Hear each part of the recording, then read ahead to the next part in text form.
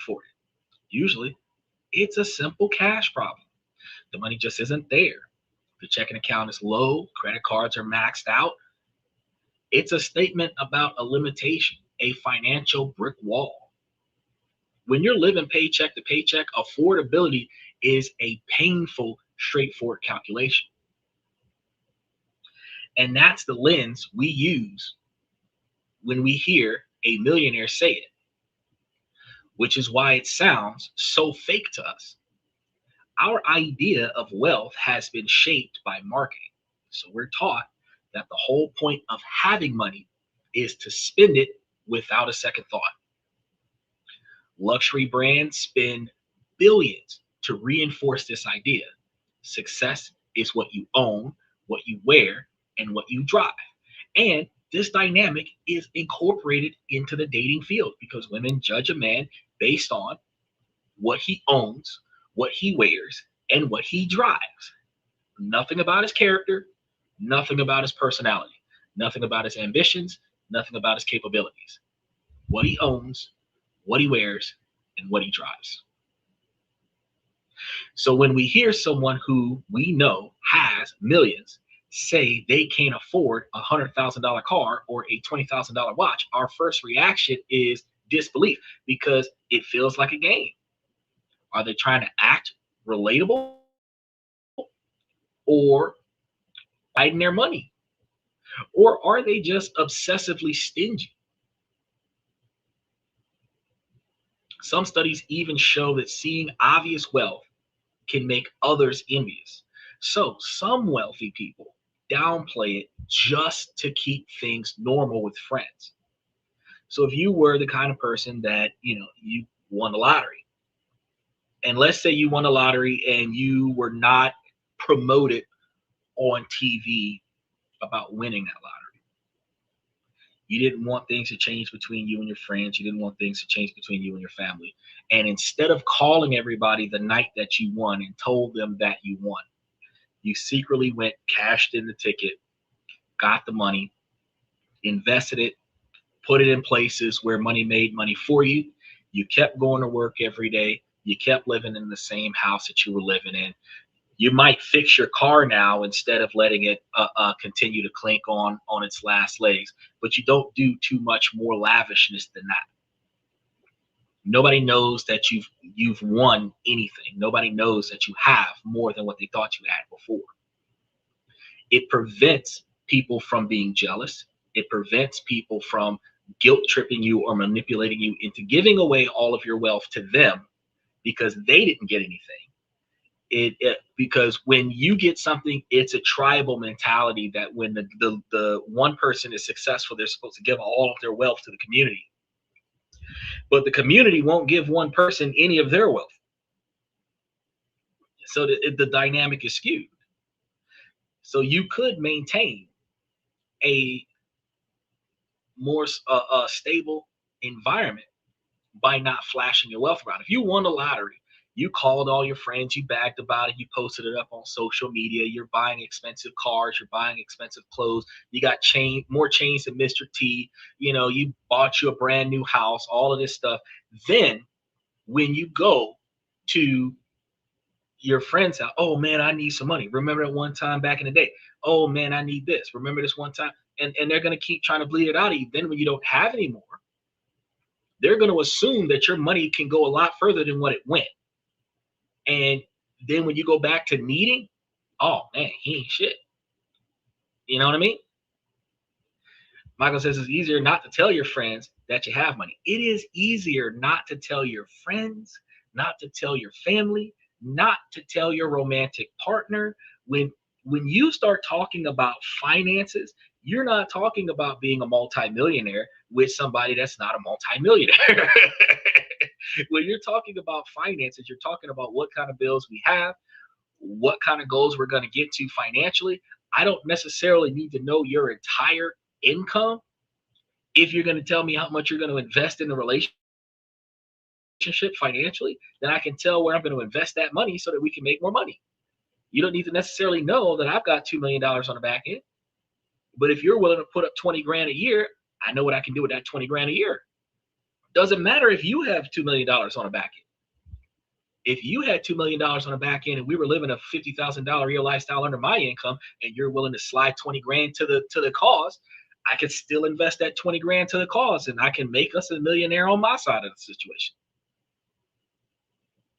What matters is what you're willing to contribute into the relationship if you're talking about finances to that magnitude, and how much of that are you going to be building towards later success, later retirement, stuff to that magnitude. But the real reason that wealthy individuals don't talk about their wealth is also much more useful than just keeping a peace amongst their friends. It's not that they're lying, it's that they're speaking a different financial language. They play by a different set of rules. For them, the word afford isn't about their current bank balance, it's a measure of value, priority, and most importantly, opportunity. When a millionaire says, I can't afford it, they're not saying, I don't have the money. They're saying, this is not the highest and best use of my money. That's a completely different concept. This is a bad trade for my future. That is a completely different concept. We think they're looking at the price tag. No, they're looking at a timeline that stretches for decades. So, what's this new definition?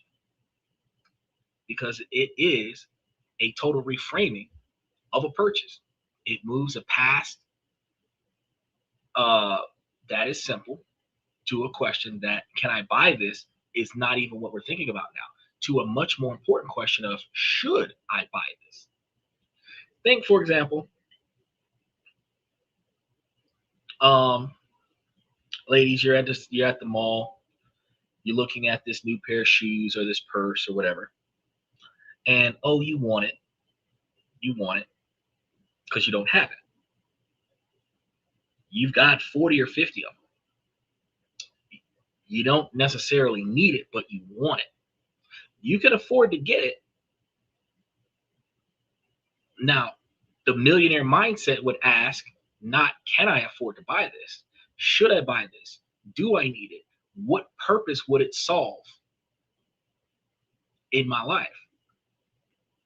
And when you start thinking about the difference in the dynamics, you start thinking about the change from buying to impress others to buying out of utility for yourself. You say, I just tell them it's not their business. Oh, it's not their business, then smile. Well, I mean, if a friend is asking you, why aren't you buying something, then you tell them that it's not your business. But even if you were going shopping by yourself and you're impulse buying, we got a lot of WWE fans that'll go out there and buy themselves a WWE title just to say they have one, right? Show it off to their friends, promote it on social media, blase squaze. But it is a clout chasing design. Get one because you've always wanted one, and it symbolizes what?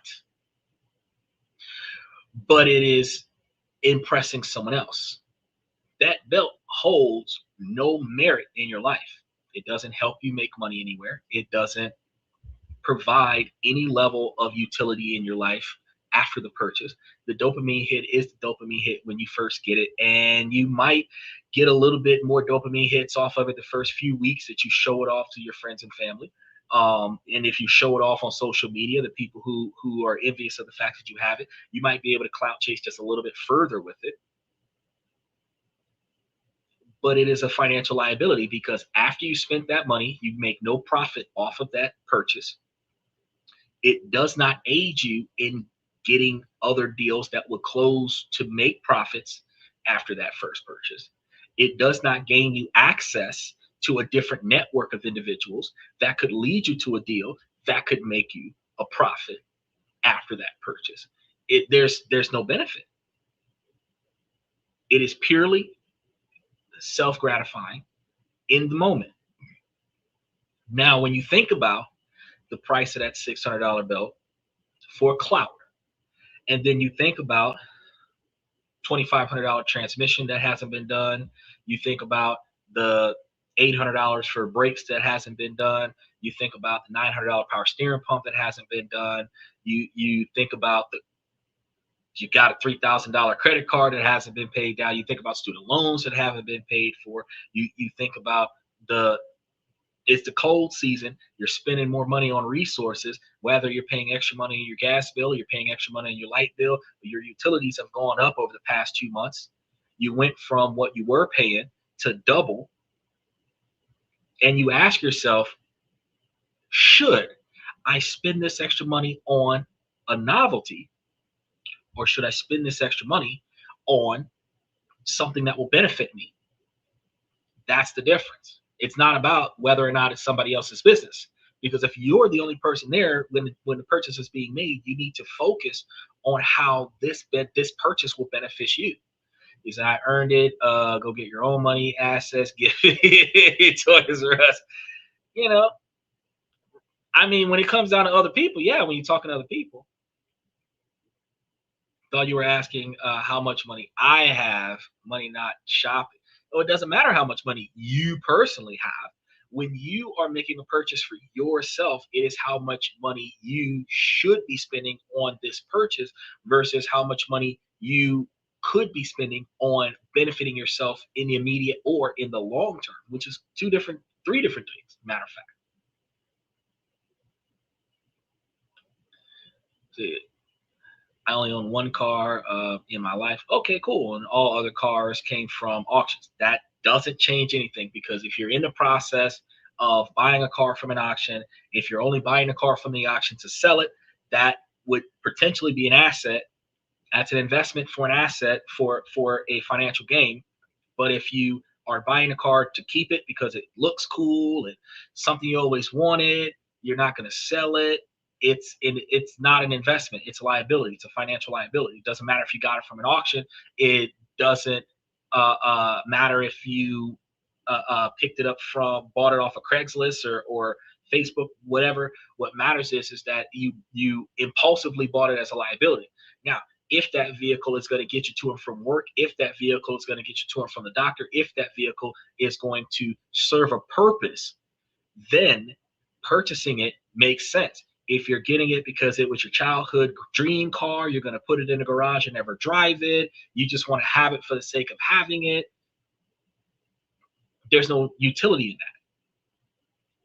So you can own 30 cars, and if you're renting out 29 of them and you're making money off of them, they still have purpose. They still have utility. You can own one car and you only use it to go hang out with your friends, and it has no utility. Millionaires don't carry debt. That's wrong. Millionaires carry millions of dollars of debt. You assume that millionaires don't carry debt. But the truth of the matter is that millionaires carry millions of dollars of debt because on their tax return, in order for them to have $0 of taxable income, they would have to have millions of dollars of debt paid with the millions of dollars of money they earn. Take real estate, for example. You buy $1 million property, you rent it out. The $1 million of rent money that goes to you for that property goes towards that property's mortgage, because you're not going to buy the property cash up front. You're going to leverage the property. You're probably going to put $250,000 down towards the $1 million property, and the $750,000 left over is sitting on the mortgage. And then the $15,000 a month that you're going to get from the tenants, or $20,000 a month that you're going to get from the tenants, is written off on your taxes as paying for the mortgage. But out of that $1 million property, if you leverage that $1 million property for $1.1 million and you pocketed $100,000 off the mortgage, the tenants are paying $1.1 million off of that loan. You got $100,000. That's not a profit. That's not a realized profit on paper. Millionaires are keenly leveraging their debt against their wealth. They own nothing. It's not that they don't carry debt, they own nothing. And they control everything that they have access to. So there is a different understanding that they don't owe hundreds of thousands of dollars of credit card debt. They don't owe unpayable amounts of debt. But no, they carry a lot of debt. They just carry it well. Two different things: personal debt versus business debt. True. But even with personal debt versus business debt. If you offset all your personal expenses off onto the business, you still have debt that is leveraged off against your profits. Whether you're running an LLC, whether you're running a C corporation, you still have debt. Take, for example, a millionaire wants a new car. And he doesn't want the financial liability of the car. If he buys the car under the business as an asset for the business, he can utilize the car for whatever he's utilizing the car for, representing the business. However, the debt of that car comes out of the profits of that business, which comes out of the profits of his pocket, but he's not paying the uh, uh, cost of the asset, and he's not dealing with it sitting on his credit score 40 years for a leveraged vehicle that is depreciating in value. But I mean, if his business made an extra $100,000 this year, and he's going to have to pay that taxation on it, he could probably go and grab him a $40,000 SUV and now have a vehicle, which is a little bit different than just financing a car because he got a bonus on his W-2 job. It's a big difference there. You see, right, as a business debt, but even as a personal debt, an individual who starts out in real estate, personal guarantors will leverage their personal credit to establish the business and immediately pay off as quickly as possible that personal debt and leverage some of that debt towards future business debt. Establish the business credit and then utilize the business credit. But that doesn't change the fact that they're not carrying debt. They carry debt. They just carry it better than broke-minded people do. So you never carry personal debt, and that's good. But when you never carry personal debt, you're not carrying the same type of credit score that you would be carrying if you carried some debt. Installment plan, that's carrying a debt. Financing a car is carrying a debt. If you have a mortgage house, that's carrying a debt. You're not going to carry unnecessary debt like financing a toy for 6 years. You're not going to carry unnecessary debt. These installment loans to make a purchase that's outside of your budget, but they're going to break it up into 6 monthly installments of $75 a month. That you're not going to make those kinds of debts. But if you mortgage a house, you carry the debt. If you paid your house off, but for the last 30 years you were making payments on that house, you were carrying a debt on your personal name. If you the one car you owned in your life, if that car was financed, you carry a debt. People carry debt. Some people carry it better than others. Everything does go under the LLC. It can go under a C corporation. It can go under your own name, but you just got to carry the debt correctly. Why a credit score when you just pay cash? Why a credit score? Because if you're wise about your money, you're not just paying cash for everything. Specifically, you build assets so that you can leverage your assets against capital that you don't have to work for, so that you can pay for things that you want, so that you can then utilize the cash that you profited off of a deal to pay off of the money that you leveraged. That way you're not paying taxes on the profits that you made. Paying cash. So that's another millionaire mindset method. Instead of paying cash for everything, because paying cash for everything, it doesn't make you more financially stable than anybody else. It limits you to the cash that you have in your pocket. It limits you to the cash that you have accessible to you. Being able to utilize your credit score, utilize your payment history, utilize the assets that you have to leverage $100, $200, $300, $500,000 to go and make a purchase, That is a purchase that will turn you a profit, and then those profits pay off that purchase that you made, that loan that you got, and pay yourself a little bit out of that as well. Instead of you taking money out of your pocket to make money, you took money from somebody else and used that to make money. You paid them back and kept the difference. That's the difference between paying cash and having a credit score. You see that a lot in real estate. I understand if you're poor. Well, even if you're in middle class, it could be the same. That having cash doesn't it doesn't necessarily make you any better off than the other person. Having cash is running a cash only life is going to limit you in your options. I understand you're old school being 71, but you're limiting yourself in your options because in all honesty, you have a lot more opportunities. Even in the estate sales that you have going on. Look with the auctions that you have going on. There are certain loan companies that work exclusively with auctioneers, where they will front you capital for you to pick up cars off the auction. They will charge you a minimal fee of like $50, $60 a month for the duration of time that you have the car till you get rid of the car, pay them back on the loan, whatever the case may be. Now, you being a kind of person that frequently goes to the auction and picks up cars, you could contact a company like this. You can get set up. You could buy 5 or 7 cars on faith.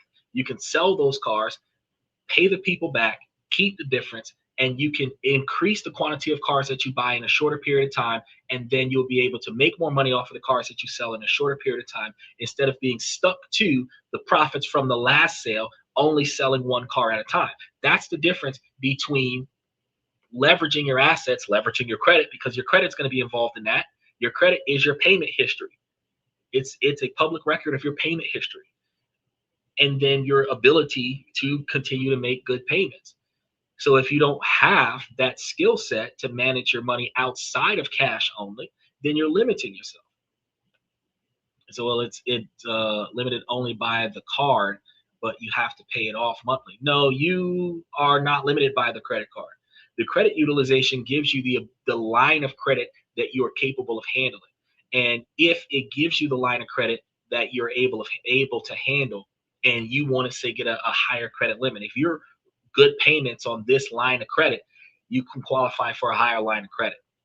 If you're going to a lender for a substantial quantity of capital, they're looking at how well you're managing the quantity of credit that you have, plus the assets that you have access to. Then you're not walking in with just cash.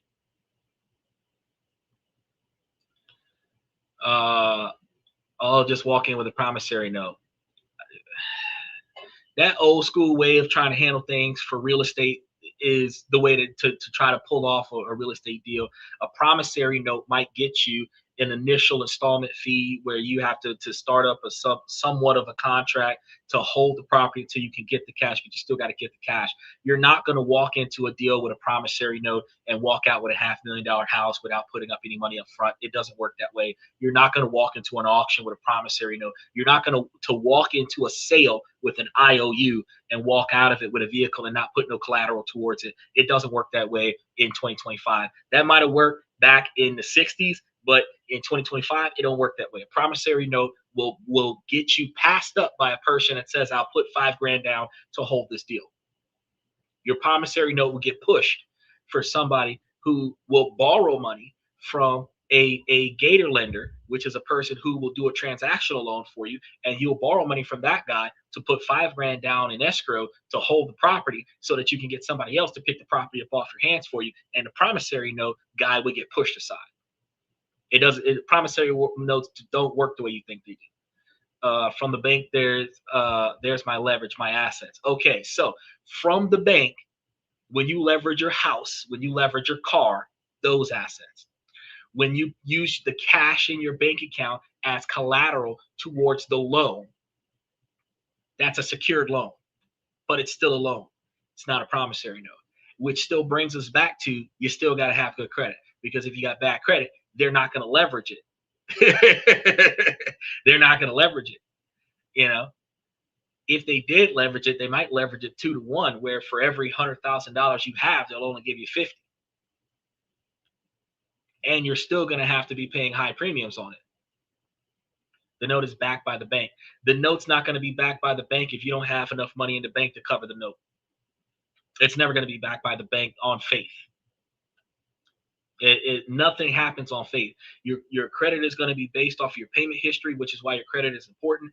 And your credit utilization is how much credit you have used versus your credit limits, your assets accessible. And this is one of the reasons, the difference between millionaire mindsets and broke mindsets, because broke mindsets are going to run off of, oh, I'll just live a cash only life and never hold any debt. Perfectly fine. You can do that.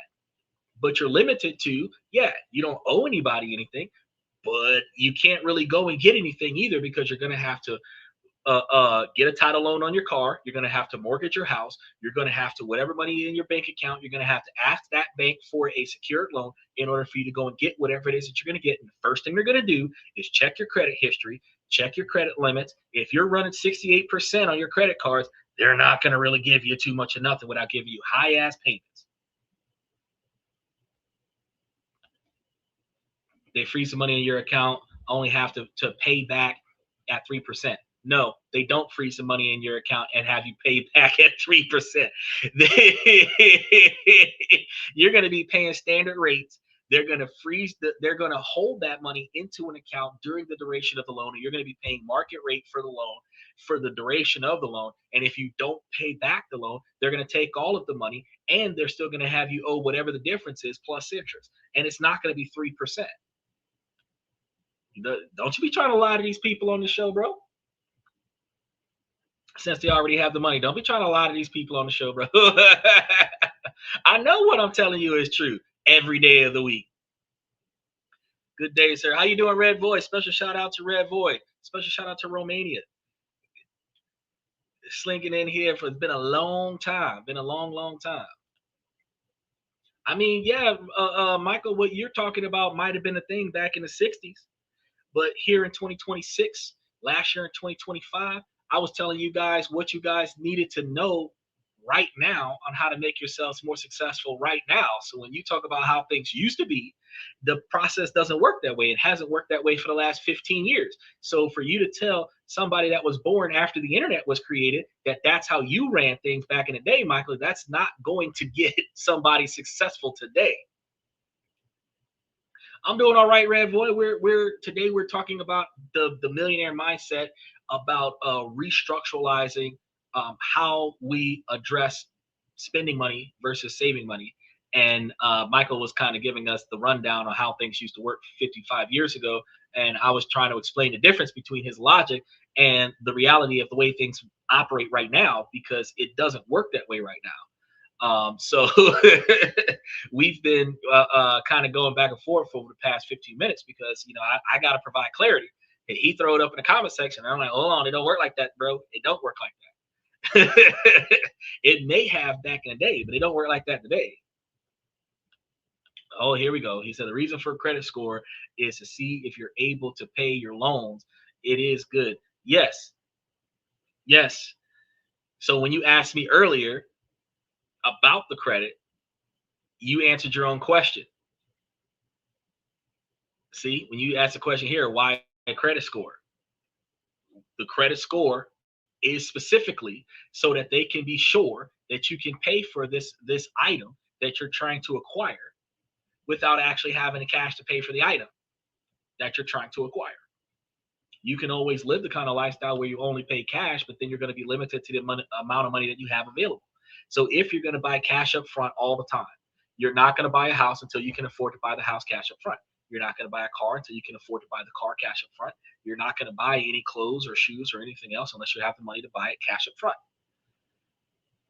You can expedite purchases, and you can expedite the sale of purchases in modern times if you were buying more stuff than you had cash for today, because you were selling that stuff in order to make a profit off of it. And that profit allows you to pay back the money that you borrowed, be able to buy a larger inventory, and still be able to make a profit off of the difference. I respect the fact that you don't like it, but I'm telling the people the truth about the way it works. I mean, you don't have to like the system. But for those individuals that's coming here to better themselves, they need to know how the system works so that they can change the way they do things so that they have a better understanding of why they've been failing thus far. Because anybody who follows that belief of um, pay off all of your credit cards and cancel all your credit cards, they're destroying their credit. And you just said that the credit score is designed to show people that you're capable of paying back your loans. Right. So you started when you were 9, you're 71, almost 72 right now, and you did this paper out. So we're still looking at 80, or not 80, but like 60 something years of how you did what you did. And the way things work right now over the past 15 years is not the way you learned it 60 years ago. That's true. I worked when I was 9 too. I told y'all the story earlier this week. I worked since I was 9 too. I had my own car by the time I got to high school. So I was 15 with my own car that I bought with my own money. Everybody in the family that had a car that I bought for them because I either bought it for them for their birthday or I bought it for them for Christmas. But that doesn't change the fact that the way we used to get money back in the day, you can't do that today, and or at least not as easily as we used to do it, not legally either. Then on top of that, the way that we get assets today is not as easy as we used to get assets back in the day. Things happen differently, so you can't just walk around with a piece of paper that says, "I promise you, I'll pay you." They're gonna check your credit score. But it's still there for poor people. Well, it's still there for poor-minded people. It's not just there for poor people because you have to understand 77% of Americans are poor. And the 77% of Americans are not poor just because they make $30,000 or $40,000. They're poor because they're living from paycheck to paycheck. And if they miss too many paychecks in a row, they're going to be homeless. They're spending so much of the money that they get in that they barely have enough money to get to their next paycheck. So when they got furloughed for 6 weeks, they had to borrow against a stone. They had to let stuff get charged off. They had to pay the bare minimum and deal with the high interest rates because they were living above their standard of living, their means. So it's not because they're poor because they don't make enough money. It's because they are poor because they're spending too much of the money that they make. The average American does not live at 30% of their income. The average American lives at 95% of their income or more. Some 99% of their income. Some get a roommate or get into a bad relationship, and the two of them together can't handle 99%. Sometimes when people come together, 2 or 3 people come together, they move into a more expensive location because there's 3 incomes that can afford that more expensive location. They're still poor. Just because you came out the projects where they was blues and reds and shooting at one another, and now you're living in the gated community where you got to talk to the security guard to get in, doesn't change the fact that 80% of your income went towards the house. You're still poor. And then going off of the mindset of not having the understanding to leverage your assets to get more capital so that you can get more assets that you can utilize to gain more wealth, that is still a poor mindset. Even if you're a self-made man, even if at your current age you own everything, you don't have any debt anywhere, but you can't leverage anything because you bought everything old, doesn't have any monetary value to it. You can't leverage anything to make a big deal. You have to take the cash on hand to make whatever deal you could possibly make off of the cash on hand. You're limited. You're not rocking a black card because you don't have any debt. A black card comes from being able to make $500,000 purchases and pay that shit off on a regular basis. You rock a black card because you're generating enough revenue to afford the limits of a black card. And that doesn't mean that black cards don't have monthly service fees like MasterCard is doing $30 to $60 a month for the MasterCard $250,000, $500,000 credit card where you're paying like $650 of just fees to have the card. So even if you don't use the card, you're paying $650 a year to have the card. If you don't have $650 a year to give away just to have a $500,000 credit limit, you're not going to be able to afford a black card. houses making money. Houses can make money, but if you don't have the ability to leverage those houses to make more money, make money for you, you're not able to expand. You're stuck at the spot that you're in because that's all you were capable of doing. In order for you to get more houses, you would have to mortgage some of those houses to get the capital to buy more houses so that you would not have to take the money out of your bank account, because you're not sitting on enough money to buy a whole nother $250,000, $500,000 house and still have that $250,000, $500,000 accessible to you in your bank account.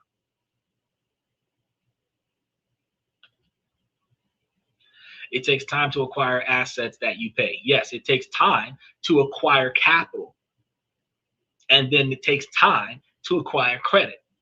And then if you're wise about it, you can leverage your credit to gain more capital so that you can gain more assets, so that those assets can turn you more profit, so that you have more profits. And then you can utilize those profits to leverage more assets. That's the reason why sticking to a cash-only mentality. I mean, the only people who do that are drug dealers and old people, because, I mean, usually they're afraid of credit. They're afraid of the downward spiral. It is actually cheaper to build your own home. It's not. It's not cheaper to build your own home. First and foremost, you're going to buy the land for $20,000 to $50,000. You have to hope that the land is developed, because if it's not, you got to spend an extra $10,000 or $20,000 to develop it. Then you're going to spend $250,000 or more to build the house, and you're probably going to have to wait a year to 2 years for it to get built. And if there's any issues, any sinkholes, any geysers, anything to that effect, that's going to delay and cost you more money to build the house. And that is if you're lucky. Depending on the house plan, depending on the materials, you could actually be building a $500,000 house these days with the current cost of resources after the last handful of tariffs in 2025. Some of the stuff that would go into a house right now would be far more expensive than just buying a house that was built in 1961 and buying it at market value, or mortgaging the property and then overpaying on the mortgage when you start talking about doing stuff for yourself. Great, now he's calling me old. No. I am not just calling you old. I am verifying that you are extremely old. 72 is old. There's no doubt about that. You know, I'm half your age. So I can tell you that back in the day, it would have cost less money to build a house. But after those 2 sets of tariffs that happened, it is not going to cost you any less money to build a house. With all of the Mexicans being deported and all of the tariffs for all of the resources to build a house hitting, all of this stuff that's going to cost your house an extra $10,000, $20,000, $30,000 to get built from the ground up. You're not going to save money by building a house from the ground up. You're going to spend a lot of time on doing it. You might be able to get a custom house, get it the way you want. But if you're living in it, that's a financial liability. It goes against what we're talking about today. Let me know when you're 71. Unfortunately, I don't think you got 40 years left in you, buddy. I don't think so. You might have 25 more, because the national average is closer to 90 right now. So you might have about 25 years left in you. And in 25 years, I'd be really close to 70, but I wouldn't be close enough. But by that time, in 20 years, I would be leveraging assets to gain more assets so that I can gain more profits from all of my assets. But this is the shift that really comes down to the 2 things that people need to pay attention to: priority versus opportunity cost. Exactly. Because what we've been talking about for the last 30 minutes is the difference between priority and opportunity cost. When you start talking about building a house from the ground up for yourself, that's an opportunity cost. That's not a priority. You could have equally bought a house that met your expectations, because when we want a house, not too many people has the blueprint of their dream house in their mind. Usually The foundational things that people are thinking about is how much yard space they want, how many stories they want, if there's a pool in the back, how many rooms is in there, and how many rooms have their own bathroom, if that's even important. Beyond that, safe community, close to schools if they got kids. That's pretty much it. They don't care about the color. They don't care about the structure. Very few people are like, oh man, I want a brick house over a wooden house, or oh, I'm not trying to get those concrete houses. I want an old school brick house, or you know what I mean? A lot of times people buy houses like they buy cars. Let me see what I can afford, and then let me pick one out of the ones I can afford. Oh, this one looks pretty. That's it. Then how many rooms is it? Just like they do with a car. How many seats are in it? See what I'm saying? So for a self-made millionaire, every single dollar has to have its job. And that's what I'm trying to teach you. It's hard for you to learn it right now, but that's what I'm trying to teach you. Wealth isn't a big pile of fun money. It's a well-organized army of capital. So every unit has a mission. Those missions are their long-term goals: achieving financial freedom, generating passive income, or building a legacy. Every purchase is judged against those missions.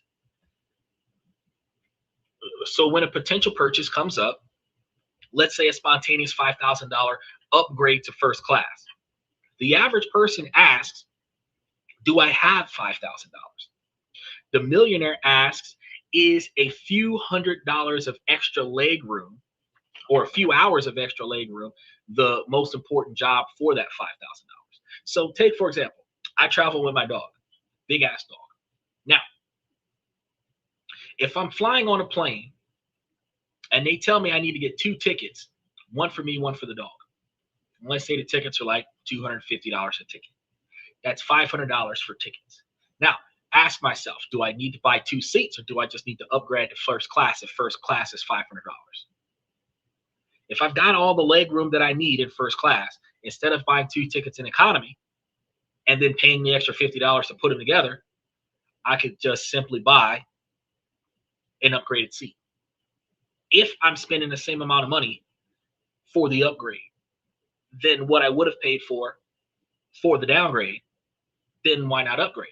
But just to say I flew first class, is it really worth paying $5,000 to get extra space? Instead of buying the extra ticket, I just tell them when I buy the ticket that I'm bringing a dog that I actually get to ride for free. So not only do I get a free second seat, I get a free second seat with extra leg room. I get a free upgrade because I rock with a service dog. So I get 2 seats and upgrade space. So why am I paying extra $5,000 to upgrade?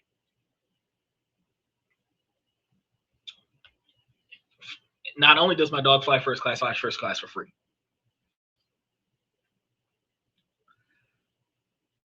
I'm not wasting extra. I don't have to waste extra capital to do the upgrade.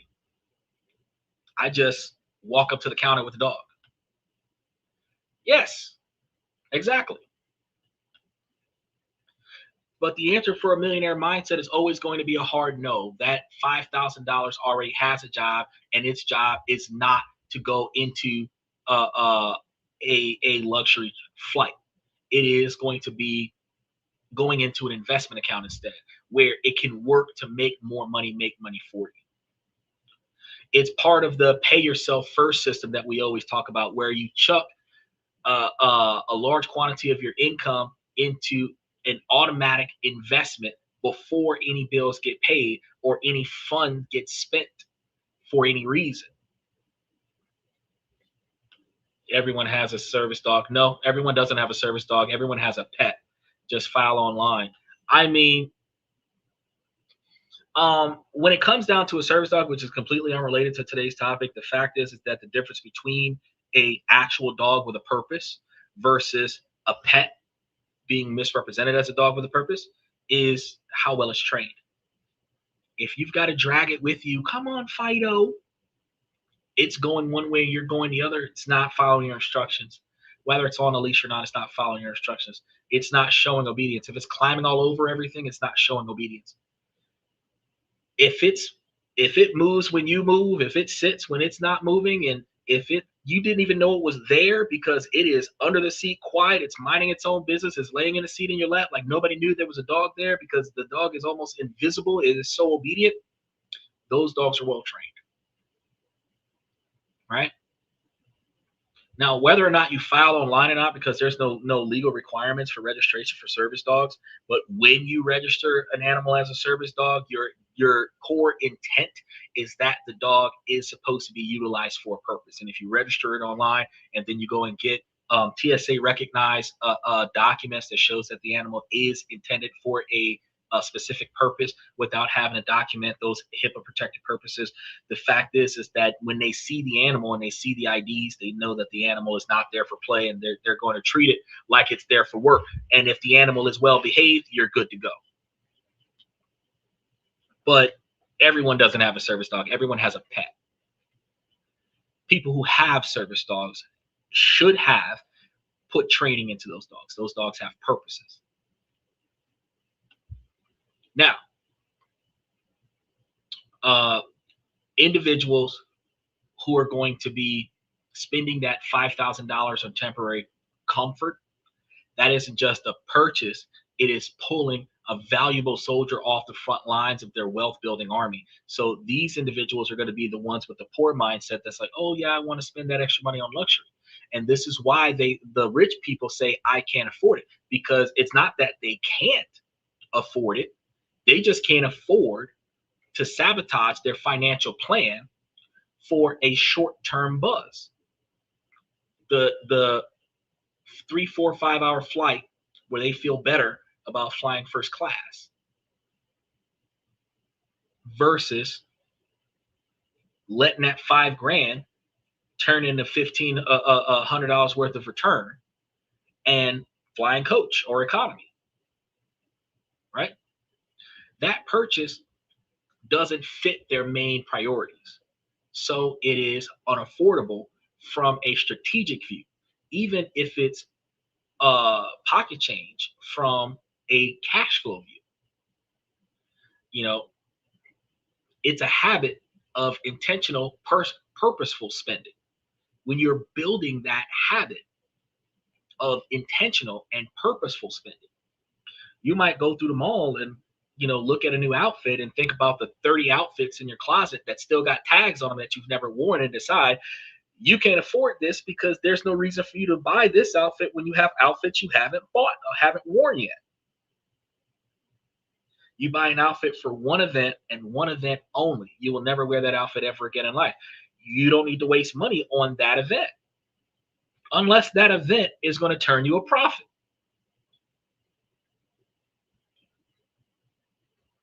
Where the money that you get off of that event is more than the cost of the suit or the dress or whatever the outfit is.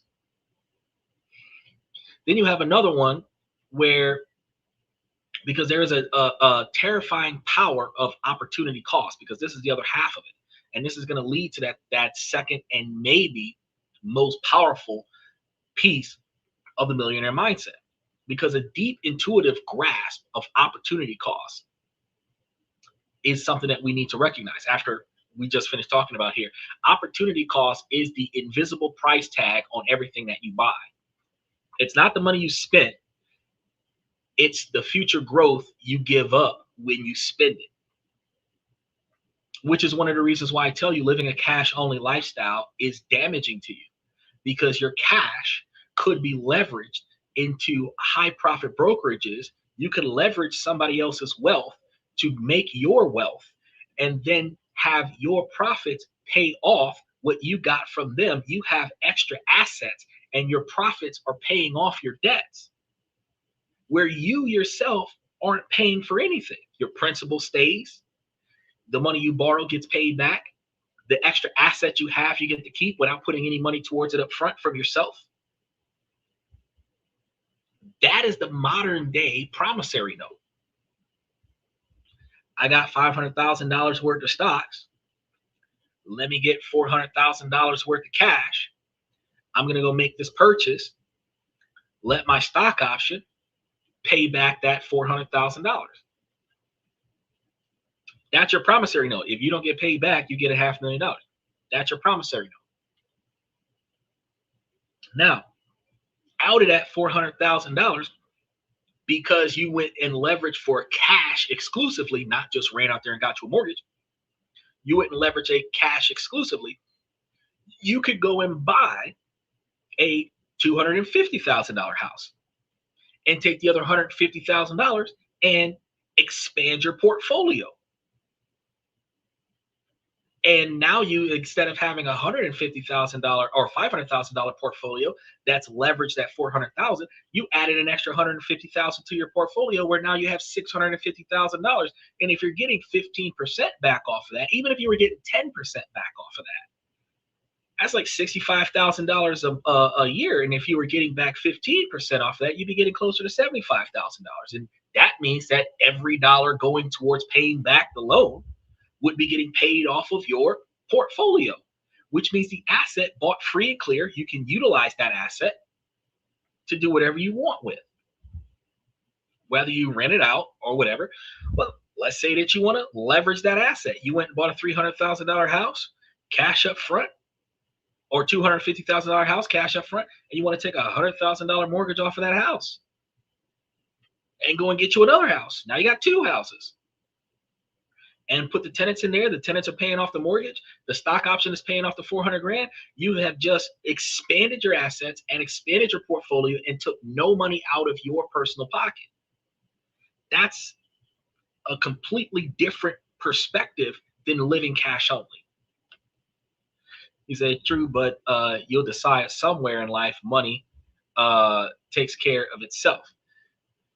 You will come to learn somewhere throughout the show that your ability to manage that money is why money takes care of itself.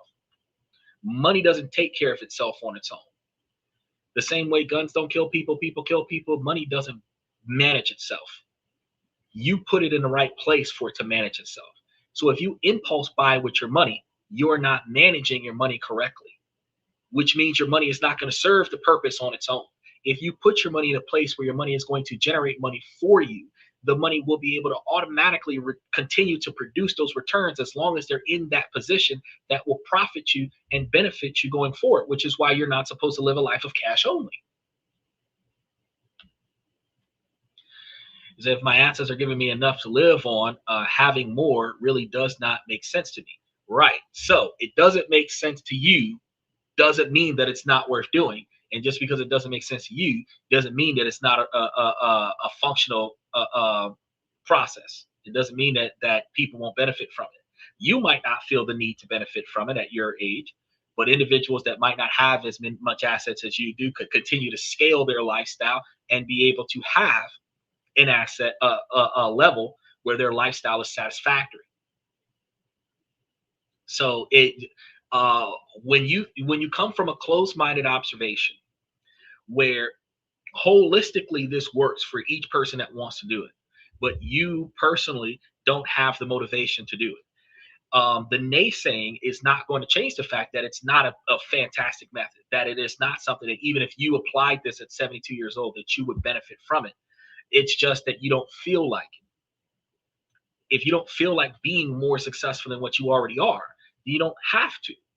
If you're satisfied, if you've plateaued in your life, then that's fine. But if you would like to get it a little bit further towards more success, then by all means, you have more tools now to expand on your success. That's what this is about. For those individuals that want to get better and do better. Because everything I do today is just fun, auctions, estate sales, and doing whatever. Right. So you've plateaued and you're satisfied with the lifestyle that you want, and you're not really wanting to improve yourself any better. And you're on the back end of your life, fourth quarter of life, and you're just going to enjoy whatever time you have left. All right. So if you want everyone to be successful, then admittedly, the method that I'm telling you is actually more effective than living a cash only lifestyle in 2025, 2026. Because the average individual is not going to acquire the extra capital lying around to go to auctions all the time, to go to estate sales all the time, to go in and have a life of fun, because the average individual is living from check to check because they only have what they worked for the past 2 weeks. And that's only going to last them until their next paycheck a week and a half from now. So encouraging people to live a life of cash only when they're living from paycheck to paycheck is not helping them be successful. It is hurting them. Helping them be successful is showing them how not to spend every dollar that they get so that they have extra cash to leverage for things like going to estate sales and auctions. Showing them how to budget their money more effectively so that they can have more money available to leverage in a loan and then pay those loans off correctly and then leverage the paid off loan to get even bigger loans so that they can go and get stuff that they originally could not have gotten with a promissory note. That's how you help other people become successful. Because what worked for you 60 years ago is not going to work for them in 2025. The way you live your life after you've made yourself successful is not how a person who is not successful can live their life. That's the difference between the motivational speaker and someone actually trying to help you improve your life. A motivational speaker can tell you how awesome their life is and how good they've got it. And the gap between the person listening and the person talking is not being filled by the person talking. You know, he said, some put the crack pipe down. Well, that's a immature comment to say. It's not about crack. Actually, the truth about the scenario is, Michael, is that what you really have to do is you have to make more financially stable decisions. You have to prioritize what is important to you. When you're thinking about an impulse buy, you have to, instead of getting that for the sake of getting that, because there are some things where you can impulse buy and get some stuff that doesn't matter to you, or doesn't value you at all. But more often than not, you want to buy things that value. Take, for example, um, I got a few upgrades for the car. I got a solar panel and a backup battery. You think that's not an upgrade? No, car sets up for a long period of time. Battery usually dies. The battery dies so often I'd have to replace the battery.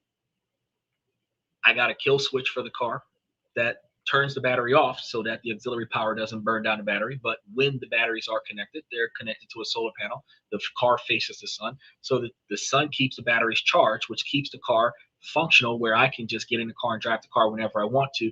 But the quantity of money I spent for that was like $50. Now, take a person that wants to soup up their car. Okay. You're buying new exhaust pipes. You're going to buy new air intake system. You're going to buy new rims. You're going to buy a lift kit to put the new rims on a car. You're going to buy new tires. You just spent 20 grand to upgrade your car when you could have just bought another car cash up front to make that purchase. The difference between the two decisions was my decision was a decision of utility.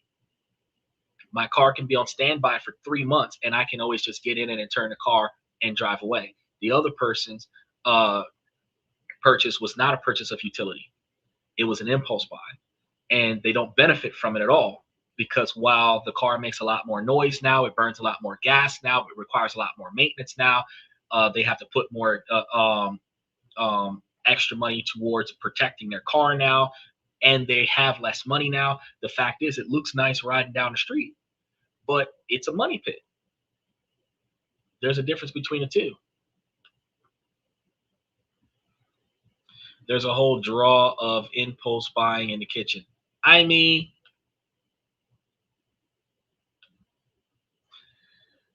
I love impulse buyers. I think you're just being difficult for no reason right now, Michael. The wealthy don't just see $100,000 luxury car when they're going out to buy a purchase. They are seeing the $1,000,000 that the $100,000 could have become if invested over a 30-year period with a decent market return. Okay. All of a sudden, that car does not cost $100,000. In your mind, it actually costs millions, because you're throwing away $100,000 that could have doubled in 10 to 20 years. And who in their right mind would pay $1 million for a car that loses value every single day? No one.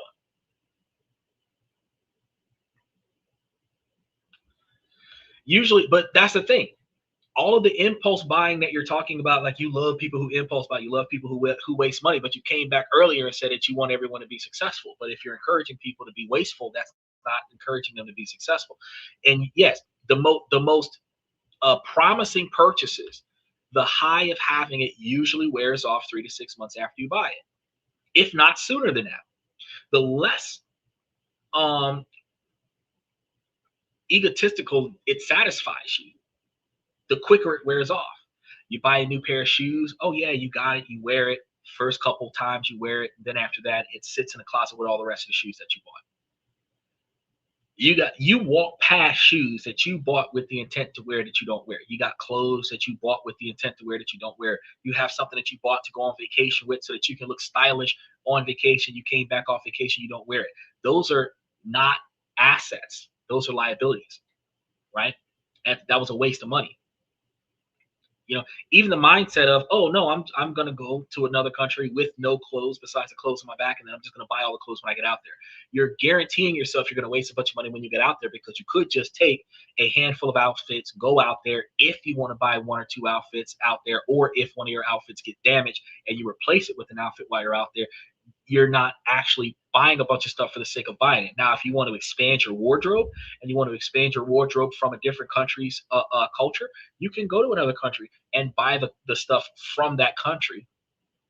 And you're going to wear it when you go back home as often as you would have worn it if you would have bought it offline. The fact is that doing that, it's still somewhat of a utility purchase, because you're going to wear these clothes often, right? Right. But if you want people to be successful, then stop encouraging them to fail. And that's not an exaggeration. You know, I tell them to be more responsible, and then you say, well, I like it's easier just to be wasteful. Bro, like, I know you get a good laugh out of that, but let's be real. I'm here to help people succeed. I'm not here to sabotage their success. And those are the type of comments that lead people to believe that, I might be wrong about what I'm saying. And I'm clearly not wrong. I spend hours on end curating this information to make sure that they have all the facts, so that when they go back and double check what they see on this show, like, oh shit, that is actually a thing. No, most people don't grow out of their clothes. Actually, somewhere between 16 and 18 years of age, a lot of people stop growing. And outside of those people who get fatter because of poor health choices and thyroid conditions and lower metabolisms, outside of those people that get fatter in their lives, a lot of people don't really grow out of their clothes. Matter of fact, I still have clothes that I had when I was 17, 18 years old. I got clothes that when I was 22 years ago that I still have, that still fits. Oh no, I know I'm not wrong. But the contradictory statement would misguide the people that are reading the comments that I'm putting up on the screen, assuming that there's a conflict of interest. There isn't I like to debate the difference between opinions, but I also don't want to steer people in the wrong direction at the same time. There is many ways to success. That is true. And while I'm talking about a new way to success that not a lot of people have thought about before today's show, you know, coming out of the woodwork with a completely contradictory and unrealistic scenario, like, oh, do a promissory note, that doesn't help them become successful. The average person that writes on a piece of paper or type up a contract of agreement as a promissory note, go somewhere with no actual capital to back up that promissory note, is not getting very far. If you type up a contract where you're guaranteeing access to your assets, where you got skin in the game, you have something to lose on this deal, you're guaranteeing them the rest of whatever you didn't bring to the table. And if you fail, they will keep whatever you're offering in that promissory note. because their time is just as valuable as yours.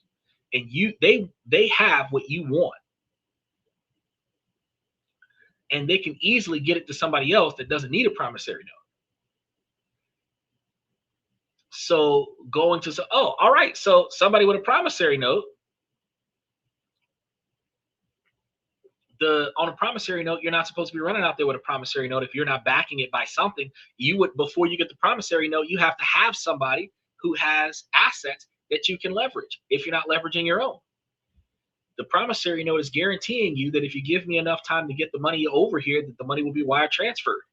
The promissory note is not, I'm broke, I'll owe you till next year on what you give me today. That's not how it works. That's what a credit card is for.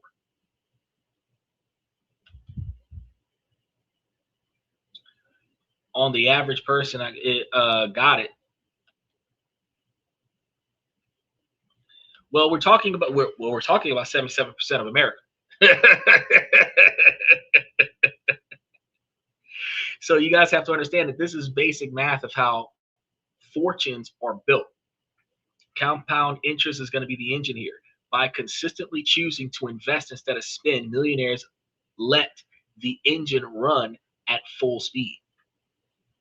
So let's use a real world example. Two people, same great income. Person A decides to reward themselves with a $60,000 luxury SUV.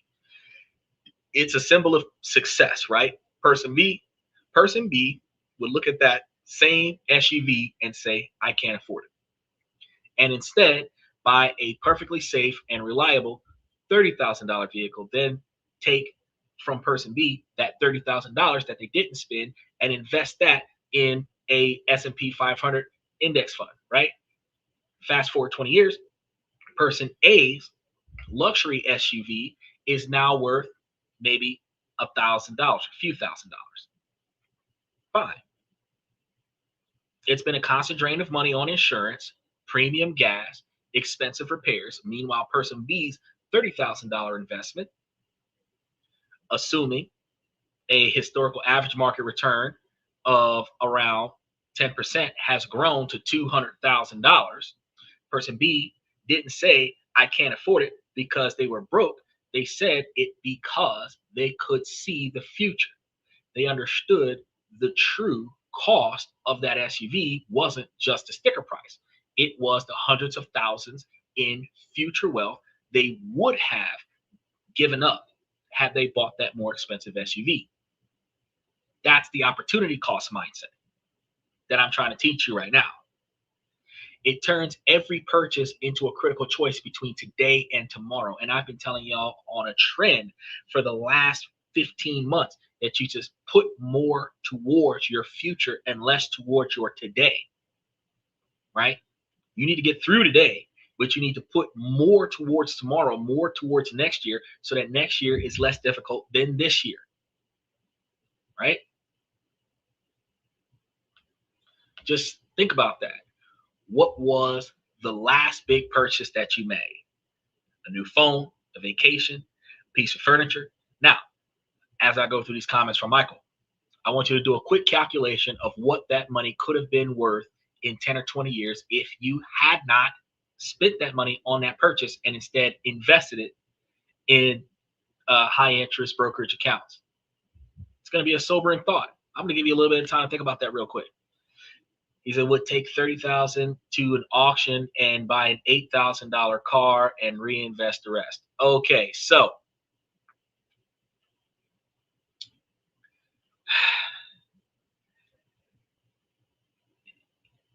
I think you're missing the point, Michael. I think you're clearly missing the point. Instead of buying a $60,000 car for the face value of having a $60,000 luxury SUV, you buy a $30,000 vehicle that is reliable, that it has low maintenance or no maintenance over the largest majority of possession of the vehicle, where the vehicle will serve its purpose for you, and the other $30,000 you can invest. Yes, it is possible for you to take $8,000 or even $10,000 to $15,000 and go to an auction and go get you probably the same vehicle as a used vehicle or certified pre-owned vehicle that has very little damage to it, and pick up the same make and model for um, a cheaper price if you're lucky. What you're missing here is the opportunity. The opportunity is instead of living off of a cash only lifestyle, you're living off of a invest in your future lifestyle, because not always everybody has the accessibility to go to an auction and go and pick up a vehicle, because the auction, you have auctions that require auctions licenses, and then you do have some auctions that are just open to the general public. But then you also have the as is condition of the vehicles. And when you talk about vehicles from the auction, you're claiming it as if you're guaranteed to get a high quality vehicle from the auction with every purchase. And that's not the case. Because even if you want to save money, it's not about just saving money, it is about a strategic purchase. If you're trying to buy a vehicle that does not require any maintenance on it for a long period of time, you're not necessarily running out there and going and buying a vehicle out of the auction. The same way you're not buying a brand new vehicle off the lot, you would probably buy a certified pre-owned vehicle that's got 3 to 10,000 miles on it, that has passed all of its inspection, that may come with a 125,000 mile warranty over the course of 5 or 7 years, where that vehicle, if you take good care of it, should be able to last you 20, 25 years. But that $30,000 car these days would be a Toyota Camry, a Honda Accord, something to that effect, Nissan Maxima, Nissan Altima, something like that, where that vehicle would last you 20, 25, 30 years, the same lifeline of one of those vehicles that's being sold in an auction. The only difference is the vehicle that you're buying in the auction is what's left over from somebody else's problems a lot of the time. You're going to say, "Oh, well, do your homework when you go." The average person does not have car knowledge. They're not going to know what they're looking for. They're not going to know which cars have damage on them. And when you're at the auction, you do not have unlimited time to inspect every single vehicle before they go up on the auctions list or before they go up on the showroom floor for bid. You have to have an idea of what you're willing to fix once you get it. And you have to have the capabilities to go out there and just get what you see. And then you still have to know when it is too much. My brand new vehicle broke down. I don't see the difference. Well, your auction vehicle doesn't run. I don't see the difference. You could have bought a car that is guaranteed to work for you or your money back, or you can go and take your risk in an auction.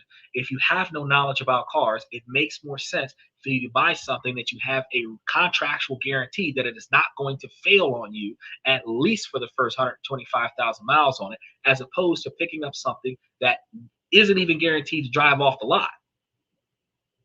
That would be the difference in what we're talking about here. The difference between buying a $60,000 brand new vehicle that does not have problems with it when you buy it versus buying a $30,000 brand new vehicle or seemingly certified pre-owned vehicle that does not have any problems with it when you buy it. The difference between the two is, why waste money on the brand when you can just buy for convenience?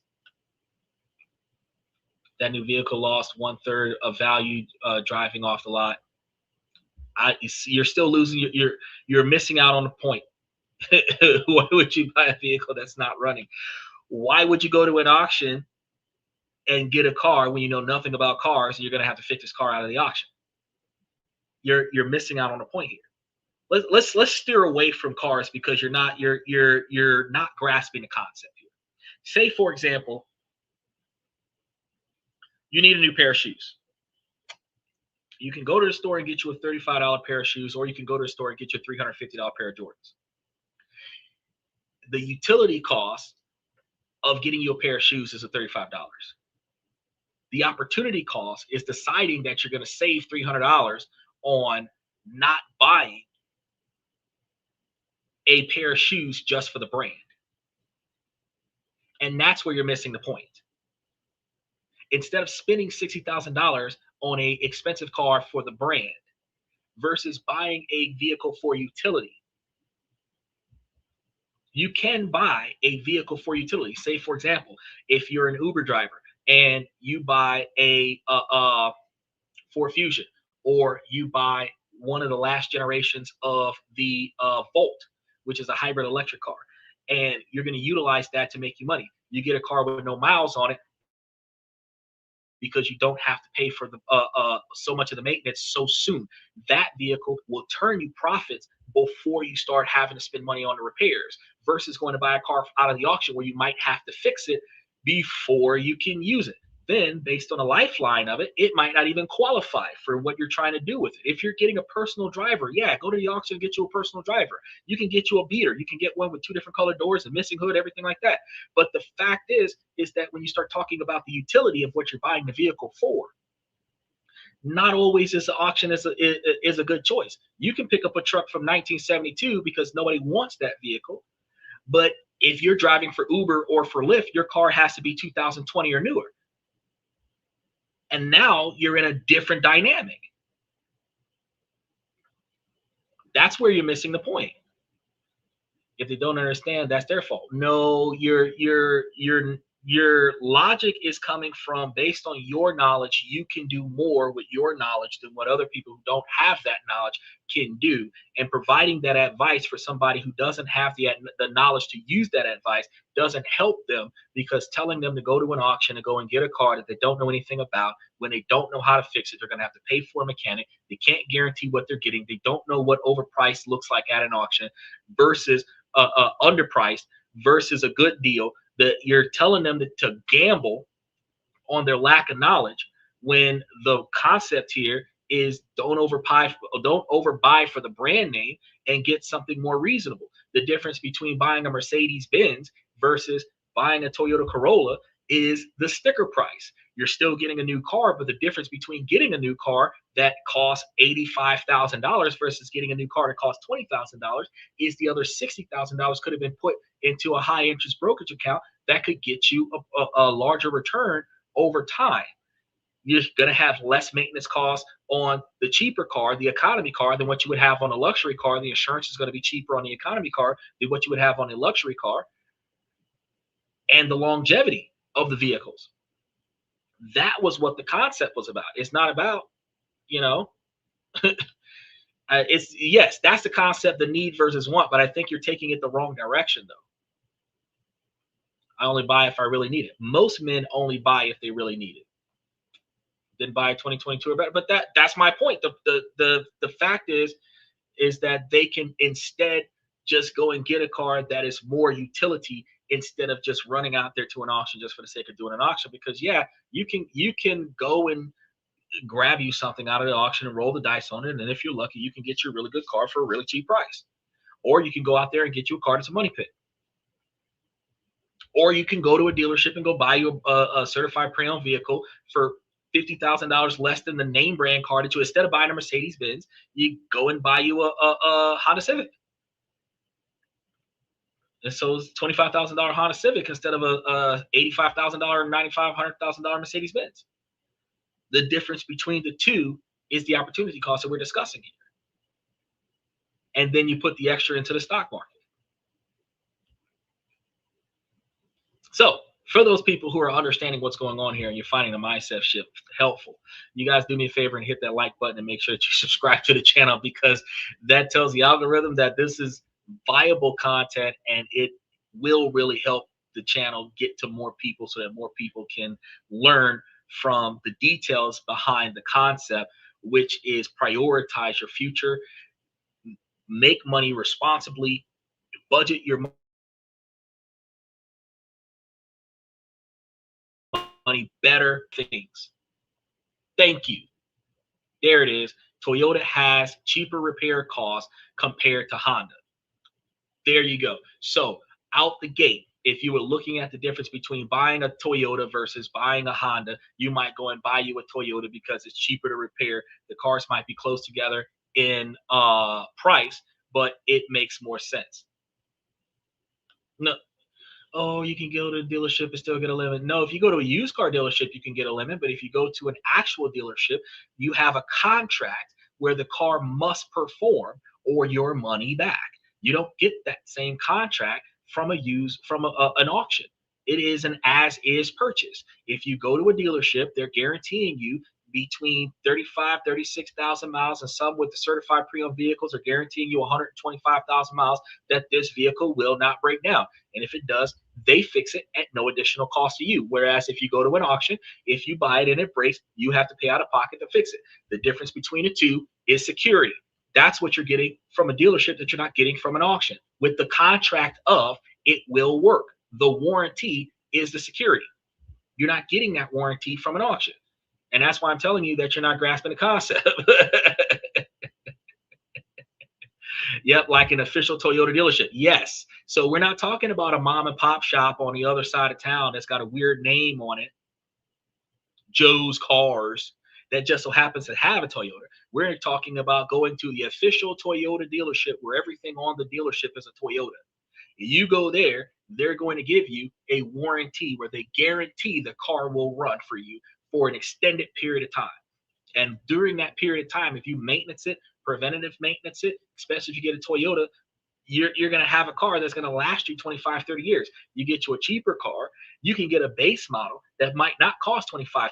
You can get you a base model that might cost you $10,000 or $15,000. Like, for example, you're talking about going to the auction and get an $8,000 car, or you could go get you a stick shift Nissan Versa for $10,000. Brand new car, no miles on it, 36,000 mile warranty, 5 years, guaranteed that the car's not going to break on you. For $2,000 extra dollars, you got you a car with guaranteed repairs if they break inside of the next 5 years, versus picking a car from the auction, save you $2,000, and every time something breaks, you're spending more than $2,000 to fix it.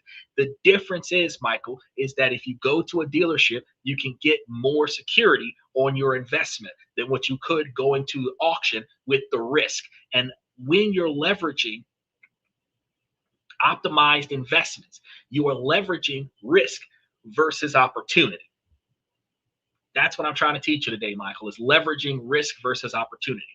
So you can always go and get you a car out at auction. You can go to the police auction and go get you a car. You can go wherever you want to go and get you a car. But the risk is the condition of the car you have no knowledge of before you go there. And not all the time can you get all the knowledge of all the cars on the list. You get the knowledge of the one that you want, and if you can afford it, you get it. But if you can't afford it, you go to the next car, and the next car you might not have knowledge of. When you go to the dealership, you get all the knowledge of all the cars on a dealership lot, because every make and model on the lot should be somewhat the same outside of the ones that have been test driven. And they're giving you a guarantee that if it breaks, they will fix it. I actually had a vehicle. I had a 2020 Dodge Ram 1500. Bought it off the lot, gave me 125,000 mile warranty on it. I put 55,000 miles on it. The engine blew. They fixed the engine for free. They put new tires on it for free.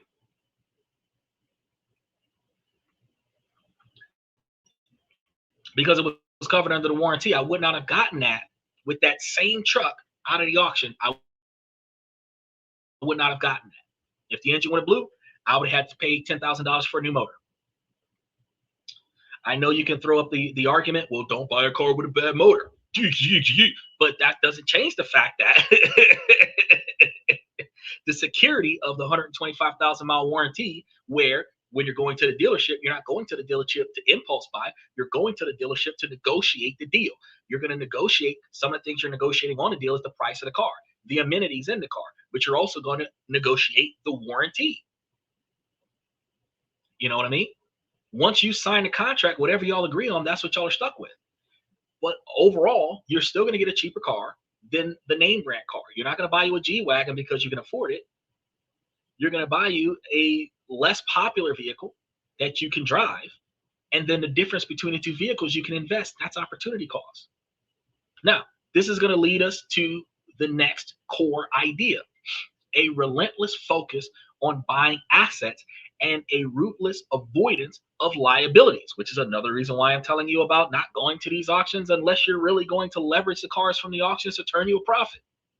An asset is anything that puts money in your pocket: stocks, bonds, income producing real estate, not the house that you live in unless you're renting it out as an Airbnb or something like that. A liability is anything that takes money out of your pocket: cars, electronics, designer clothes. The biggest difference between the wealth and the wealthy and the middle class is what they buy with the extra money. The difference between being rich and being poor is what you buy with the extra money. Middle class buy liabilities. They think those liabilities are a status symbol. Wealthy buy assets that generate more money to buy even more assets. So when you said at 71 years old that you're good with the lifestyle that you have, that you buy whatever you want to buy and you do whatever you want to do and you live the life that you want to have, you have reached the financial success that you're looking for, and you're not interested in more success, and whatever you don't need for your standard of living, you're living a life of rally. That is perfectly fine. That is perfectly fine. But everybody who hasn't made it there yet, still trying to figure out how to get there, those are the ones that have to spend their money more wisely. You can't just run out there and go and get a beater, especially if you need one to do 500 miles a day in one direction. You're doing 200 miles a day round trip or whatever. You need a car that's really going to get you where you got to go. You might want to go and get you a Volkswagen Jetta because you know that that son of a bitch is going to give you the miles that you needed to get. You know what I mean? But again, you might save money on the Jetta and get you a Corolla and still get the same miles. The car is ultimately a symbol of this divide. When we start talking about that millionaire mindset. So a humble millionaire's car, when you look at it, society is going to scream that your car reflects your success. But research from the books like The Millionaire Next Door consistently shows the typical millionaire drives a modest, reliable car that several years old. Okay? They're not buying a 2025 and 2025. Poor people do that. Or the poor-minded will do that. The rich might buy a 2020, or they might buy a 2015. That is a very reliable model. One of the authors, Thomas J. Stanley, has noted that, again, just like Mango just said, Toyota is the top car brand among millionaires. While it's a myth that most millionaires only buy used cars, a significant portion do. Rich research in this situation in the 90s found it was around 37%. And even if that number changes, the principle holds the same. They avoid the biggest cost. Why? Because they know a new car is one of the worst financial moves you can make. The moment you drive it off the lot, like Michael said, 1/3 of the value, the car can drop by at least 10% or more. After 5 years, it might have lost around 60% of its value, or at least 60% of what you paid for it. Millionaires don't see this as a small loss because they see it as the lighting of cash on fire. So going back to that $60,000 SUV, in 5 years, it might be worth $24,000. That's $36,000 loss, over $7,000 a year, not even counting the insurance and the maintenance. That's money that could have been invested and compounding instead of it vanishing. A wealthy person sees that and says, I can't afford that loss. They are allergic to depreciation. They'd rather buy a 2-year-old certified pre-owned vehicle. So in 2025, or 2026, we'd be buying a 2024. Even in 2027, you should be buying 2024 because everything made after 2025 tariff hike is going to have a $15,000 to $20,000 price increase. You should stop buying cars after 2025 until they reduce the tariffs on the manufacturing materials. But let someone else take the huge initial depreciation hit when they bought the vehicle at first and then invest the difference in the stock market. Wealthy individuals will separate the function of a car, which is safe transportation, from the status of a car. And that's what I was arguing about, the difference between a auction versus a brand new dealership, because the safety and guarantee of the functionality of the car from a dealership is going to be more beneficial for you than the roll of the dice of an auction. Then let's take the illusion of status symbols. because the same logic will apply to all status symbols: luxury watches, designer clothes, the newest phones. These are marketed as signs of success, but financially, they're liabilities disguised as trophies. So think about a $15,000 luxury watch. Does it tell time any better than a $100 watch? No. Its main purpose is to signal to others, I have money. But self made millionaires often don't care about signals. They know real wealth is what you don't see: the investment portfolio, the paid off properties, retirement accounts. The flashy stuff you do see is often just debt, which, if women were more responsible about their decision making of men, they would see all of that flashy jewelry as highly unattractive because that shows a wasteful man with his money. A millionaire might look at a $15,000 watch and think, that's not a watch. That's a full year's Roth IRA contribution for me and my spouse, which could have grown to over $150,000 by retirement year.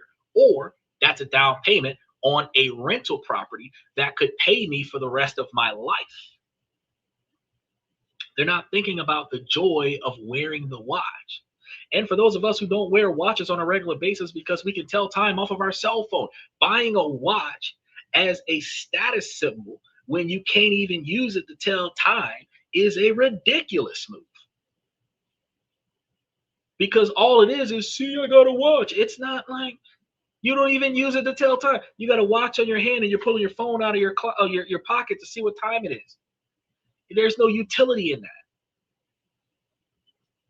Others are going to be thinking about the cost of not investing that money. The watch isn't unaffordable because their bank is empty. It's unaffordable because it fails the opportunity cost test so badly. And it is a bad trade. And wealthy people hate bad trades. Doesn't mean that wealthy people don't buy expensive watches. They do. But when they buy that expensive watch has a level of utility to it. A $5,000 watch or a $10,000, like you can get a $1,500 Hamilton watch, the same ones that they were wearing in Men in Black. It's still a status symbol. Fantastic watch, dating all the way back to 67, maybe further than that. Got a little bit of history to it. It's still a status symbol, but that watch could potentially get you into a conversation with an individual that is familiar with the manufacturer. That watch could get you into a deal with somebody who's a big fan of the Men in Black movie and is trying to close a deal.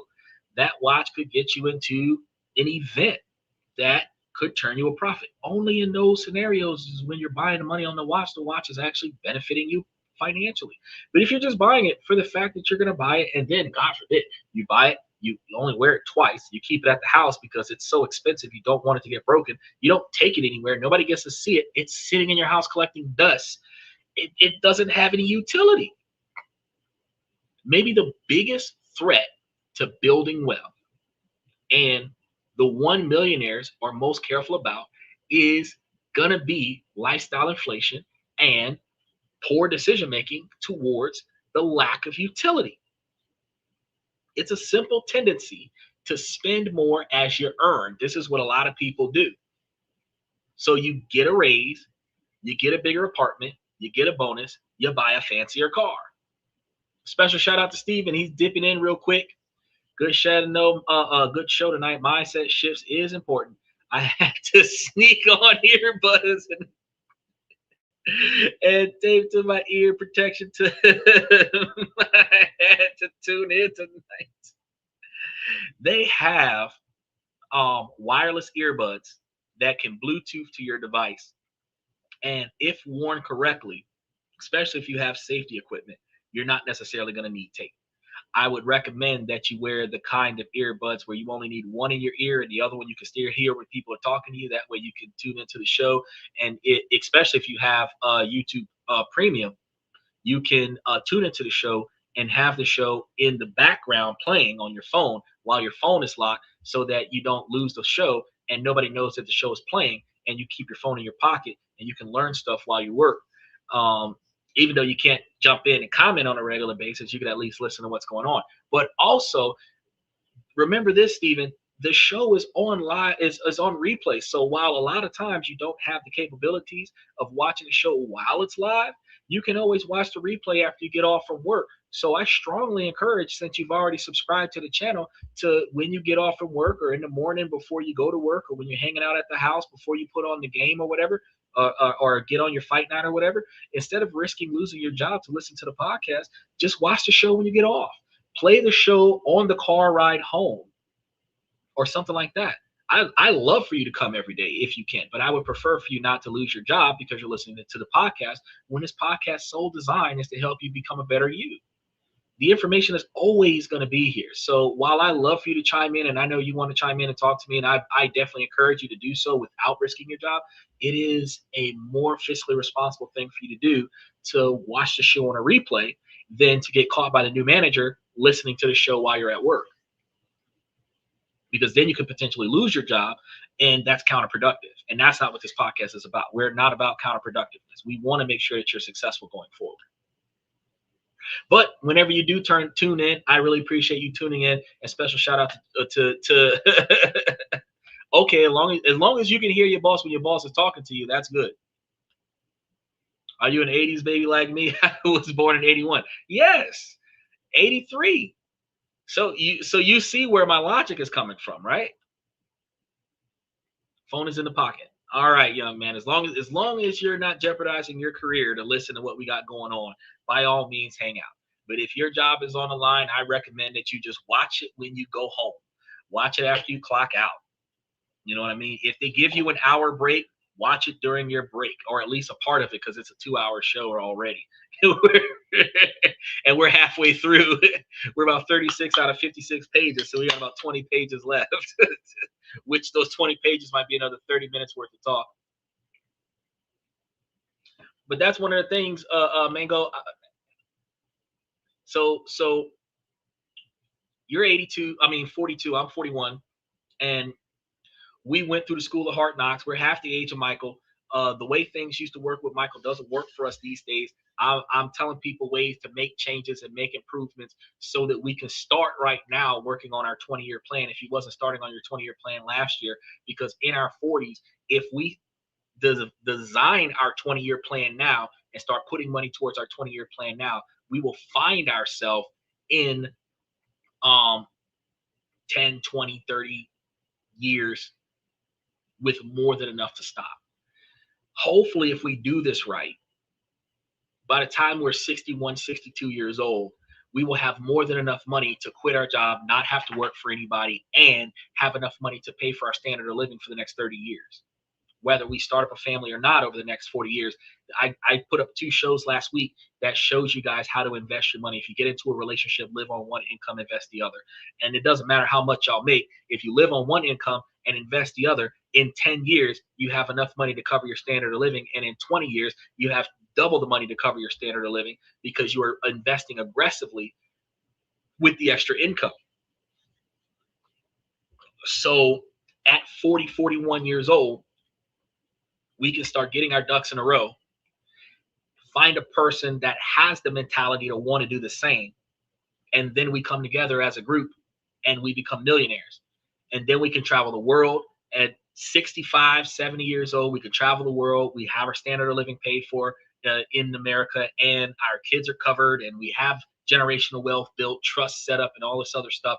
But we no longer struggle. So the last 25, 30 years of our life will be piece of cake, where we spend more time in the future enjoying life than what we spent over the last 30 years working for somebody else.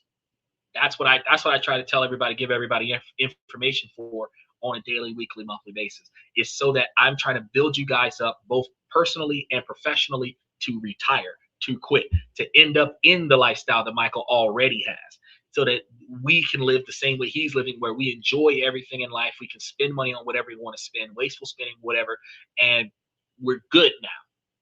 But until we get there, we've got to change the way we make decisions. He said, yeah, we are smart and wise enough to ensure a great future. But we've made a bunch of mistakes along the way. And that's why we've learned so much. Special shout out to Nicole from Detroit, Michigan. And that's one of the things that we have learned through our adult life over the past, 10, 20 years of making mistakes. We've learned a lot of those mistakes we should not have made, but not all of us know another way to go to get better. And that's why I'm giving you guys more information on how to get better. So on the surface, some of the decisions that people are making is going to seem fine, but you're just enjoying rewarding yourself for hard work when you're taking your money and you're going to buy assets like watches and jewelry and all of this other stuff that does not benefit your immediate. Inflation lifestyles is going to be a huge trap that a lot of people get into unknowingly because it ensures that you never actually get ahead. Your savings rates stay the same even as your income goes up. You end up running on a hamster wheel, moving faster and faster, just keeping up with more expensive lifestyles, but never actually getting closer to financial freedom. So when I was talking to you guys a couple of weeks ago about how instead of getting a raise or getting into a romantic relationship where you bring in a second income into your household and then upgrading to a bigger place, you could instead stay where you were and live under the regular lifestyle that you had, and then take the difference and invest that instead of upgrading, so that in 10 or 20 years, when you do upgrade, instead of you taking all of your savings and putting it towards the upgrade, you can simply just transition to something else. And that's something that people don't pay attention to. You could have transitioned to something else, right? And buying it cash up front, a lot easier for you than the financing. Trying to help you guys get closer to financial freedom. But this is exactly why so many people with six-figure incomes still live paycheck to paycheck, which still makes you poor. Even if you're making $250,000 a year and you're spending 245,000 of it on bills, you're broke. Okay. The hamster wheel is no good. You can invest in the S&P 500. That's the easiest one to get to. You can also grab some of these. Between 15 and 20% interest. A lot of these are paying either monthly or quarterly. All dividend paying stocks, or at least the largest majority of them are dividend paying stocks. And the average of them is going to be, if you get all of them or most of them, you're going to be dealing with closer to 15.1% interest instead of S&P 500 averaging about 9 to 10% interest. And you can build your wealth like that. And then by doubling down on it, because you take your dividends and put it back into your principal, when you add more money to it, you can get your wealth to grow faster than what you could going to the S&P 500. But the S&P 500 is a good way to go. I've got a couple of ETF level broad spectrum investment opportunities in there as well that, just like the S&P 500, are good for investments over the long term, especially if you have no idea where to put your money. Putting it in the S&P 500 is a good way to do it, because it's going to be like 500 of the most successful companies in the country. But I handpicked 52, and this is probably like 30 something of them. And then I have a second list of the rest that are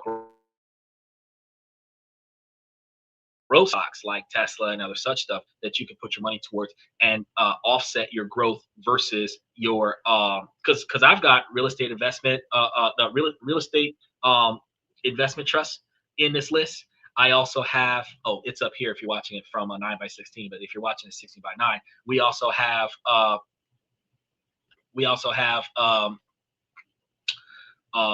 brokerage accounts. We've got in this list, we have Shell, Chevron, and Exxon. And since Exxon and Chevron are part of the Venezuela takeover, you could grab that.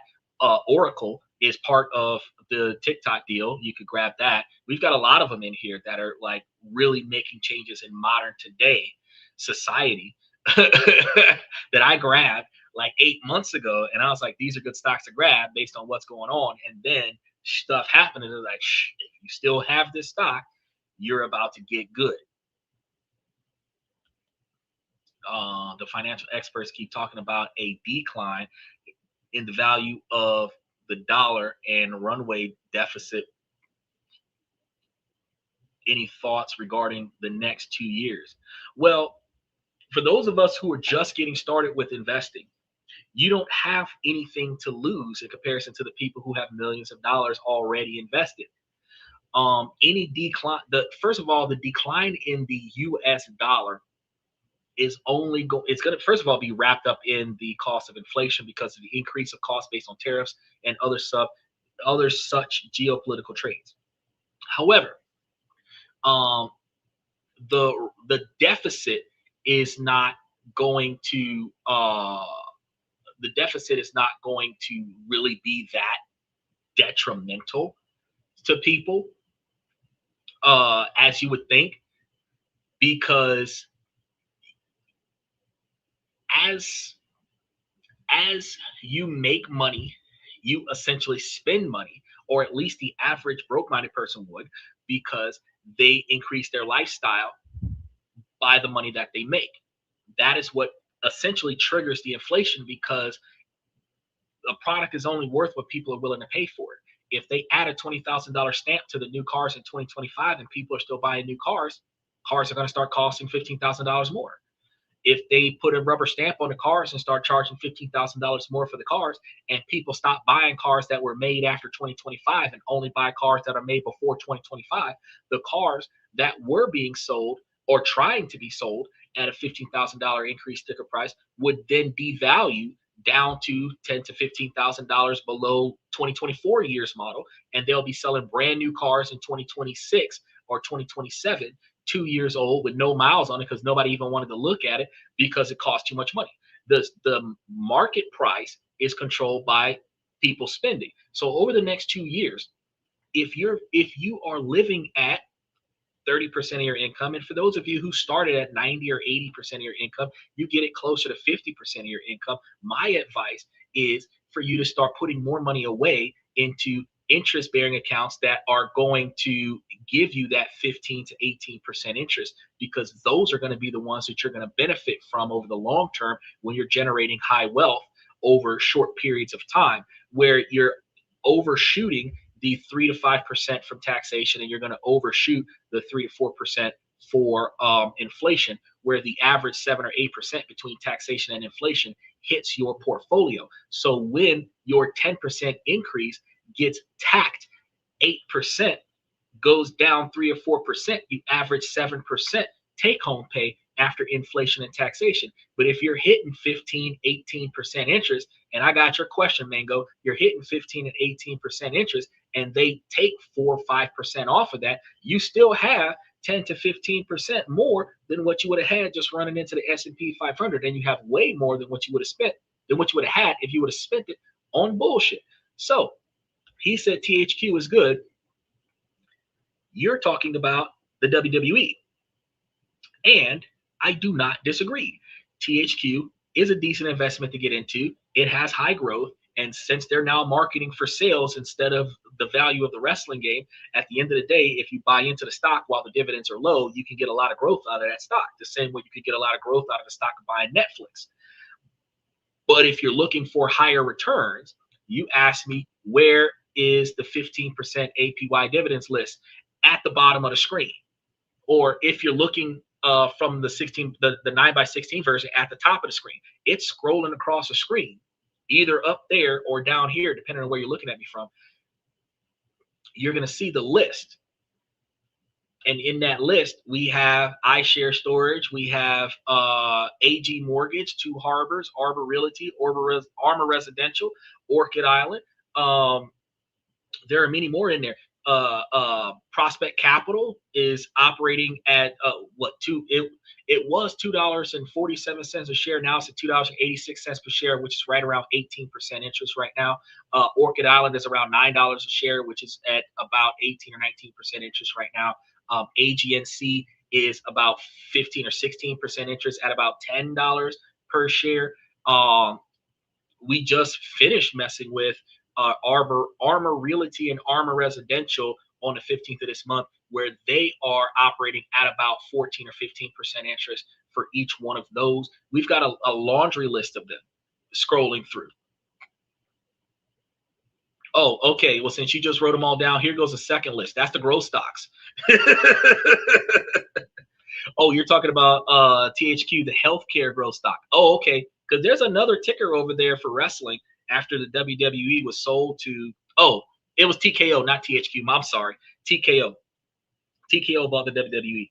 But if you buy WWE stock, they they got growth on their side more than dividends. But THQ, the healthcare stock, is actually good stock. If you're buying into healthcare, if you're buying into oil right now, if you're buying into oil, you want to get Exxon and Chevron. Chevron before Exxon, because Chevron's already got boots on the ground. But healthcare and oil, and then real estate investment trusts are good ways to go, because the real estate investment trusts have higher volatility, but they have higher dividend payouts with lower entry rates. And for anyone who's trying to expand their portfolio in a short period of time, that is a fantastic way to go. And we've got a large quantity of the ones that cost the least. So instead of getting Johnson & Johnson at almost $200 a share, giving you less than $1 per share, you can buy Prospect Capital that's like $2 a share, where you can get 200 shares of Prospect Capital for the same price of one share of Johnson & Johnson, where at 5 cents a share for Prospect Capital and $1 a share for Johnson & Johnson, you could end up with $5 of Prospect Capital for the same price as $1 for Johnson & Johnson. That's the kind of opportunity cost when you start thinking about investment opportunities. The difference between making 5 times more for a little bit of more volatility. And you can do this buy and hold. You don't have to do the dividend rotation that we've been doing. You can do a buy and hold. And if you did a buy and hold and you just sat on the money, did a buy and hold, you could still see that growth, that 15 to 18% guaranteed growth. Where even with the dividend rotation strategy, if you had ups and downs, you can still see yourself making 30, 40% return on a dividend rotation strategy if you hit more highs than you hit lows. The only difference is taxation markets. Buy and holds have a lower taxation rate than dividend rotation strategy, which we cover all of that on this show. But the only way that you're going to be able to invest is if you spend less money on stuff that doesn't matter. Self-made millionaires see lifestyle inflation as a direct attack on their finances. They know the best time to build wealth isn't when you're struggling, but right after you get an income boost. So when you're living from paycheck to paycheck and you don't have enough money to get your bills paid on time, that's not really the opportunity to go and invest. You want to shave down your budget and spend less money on unnecessary stuff and get you a little bit more blanket. Advance pay on some of your bills, get you a little bit more of a blanket, then start investing on stuff. But when you get a raise, broke-minded individuals, their first thought isn't what new things I can buy. That's going to be what they're going to think. The rest of us, how much of this can I invest? That's what needs to be thought. Instead of thinking, oh, I got a pay increase. I got a $15,000 a year pay increase. Instead of saying, oh man, I'm going to upgrade and get me a newer car. No, you get your $15,000 pay increase. I'm going to put $15,000 away in the stocks. I'm going to put it into my 401k, my Roth IRA, my health savings account. Mango, get you a health savings account. And I have a whole show covering the health savings account, because when you're investing in a health savings account and you take money out of your health savings account and put it directly towards your health care, you're paying for health insurance, all of that stuff. The health savings account is tax exempt or tax deferred money, as opposed to a brokerage account. You get the brokerage account too. But if the brokerage account is paying into the health savings account and the health savings account is paying for your health care, instead of you paying out of pocket for your health care, you can pay out of your health savings account for your health care and take the money out of your pocket and put it onto your stock option and get tax deductions or tax deferment on money that went towards your health savings account. Now less money going to Uncle Sam, more money going towards you. So instead of trying to get that premium A-grade $1,000 a month health insurance policy, you can get you a cheap ass marketplace policy and put that $800 a month to a health savings account. Then when you're 60, 70 years old, you have a $500,000 health savings account. Special shout out to Dylan. Then when you get that health savings account when you're 67 years old, you could take money out of the health savings account and pay for all your health care, pay for your doctor visits and everything to that effect, and not have to worry about taxation on pulling that money out. Then the best part is that you have your brokerage account paying for your standard of living, your health savings account paying for your health care. You don't need for nothing. And then you're only really buying what you actually have to buy to leverage more money. So a common rule of thumb that you guys need to note is to save and invest at least 50% of every raise that you get, at least. So if you get a $10,000 raise, you don't see it as an extra $833 a month. You see it as an extra $416 a month to turbocharge your investment account, while still giving yourself a modest lifestyle bump with the other half, where you're going to fix cars that you couldn't afford to fix before, make higher payments on the car that you were financing, make higher payments on the mortgage that you were financing. You're not trying to upgrade to more expensive stuff. You're trying to put more effort towards paying down debt with the raise and investing the rest. By keeping a lifestyle relatively stable, you widen the gap between what you earn and what you spend. And that gap is the raw material for building the wealth. Then you understand the psychology of the trap. The new normal is a new higher standard of expense. So once you're used to this first class lifestyle, economy feels like a drag down. But these little luxuries quickly become necessities because you get used to the more expensive lifestyle. A lot of ladies experience the same experience because when you're used to guys wasting money on you your whole life, you get used to that type of lifestyle and it becomes an expectation. It becomes a necessity. When you stop living that life, you feel like that's a downgrade. It actually makes it harder for you to settle down because the people who are wasting money on you for entertainment are not going to spend that kind of money on you when y'all get married, when y'all settle down. This is going to create a high cost life that is hard to escape.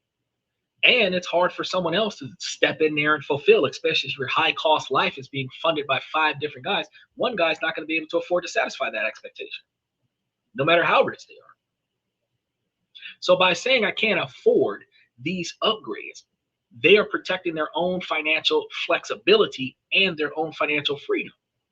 So while the math is clear, there are also deeper psychological reasons a millionaire might say I can't afford it.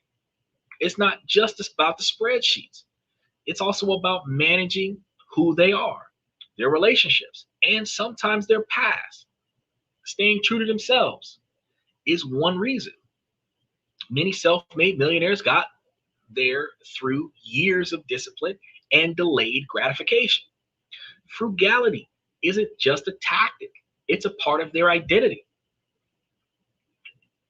To suddenly start spending like crazy would feel like betraying the person who made them successful in the first place.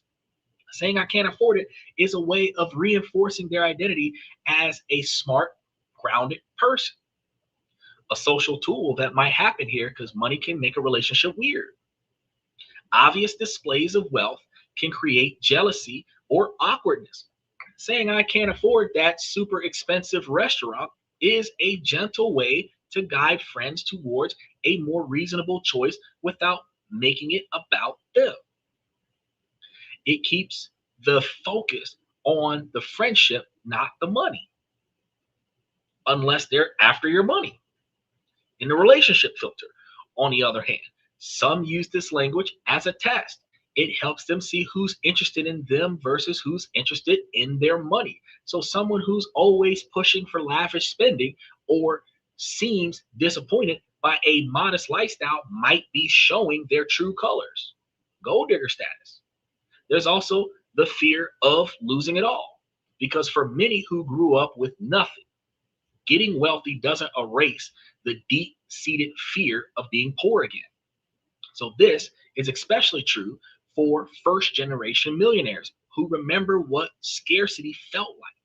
No matter how big their net worth gets, a part of them always has that fear. For them, a big purchase can trigger a real emotional anxiety. So when they say they can't afford it, they might be expressing a genuine need for financial security. So if they're not buying flashy cars and watches, where does the money go?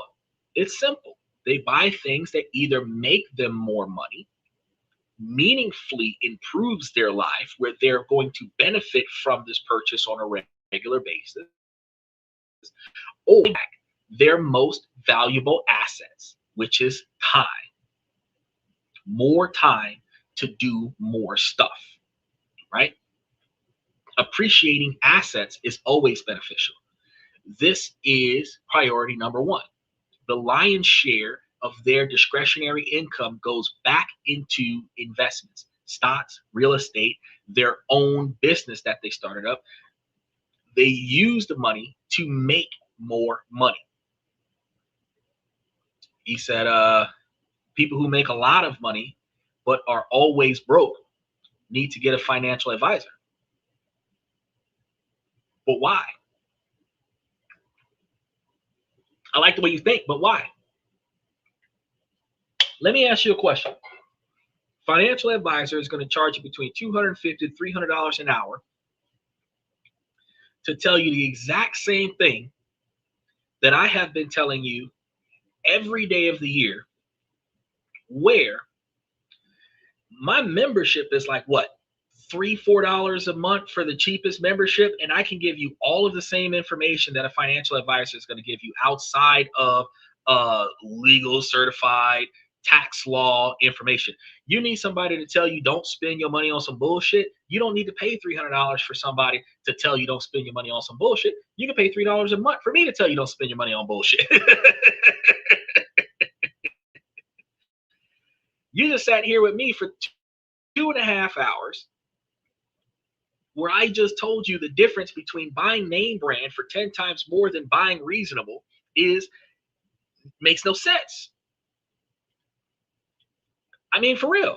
The first thing you did, I love your mindset. Go get somebody who knows how to save and budget money better so that they can help you do it better. I strongly recommend that. But at the end of the day, the first mistake you made was say, well, go pay for somebody to do it when you're on a podcast where somebody's doing it for you every day of the week.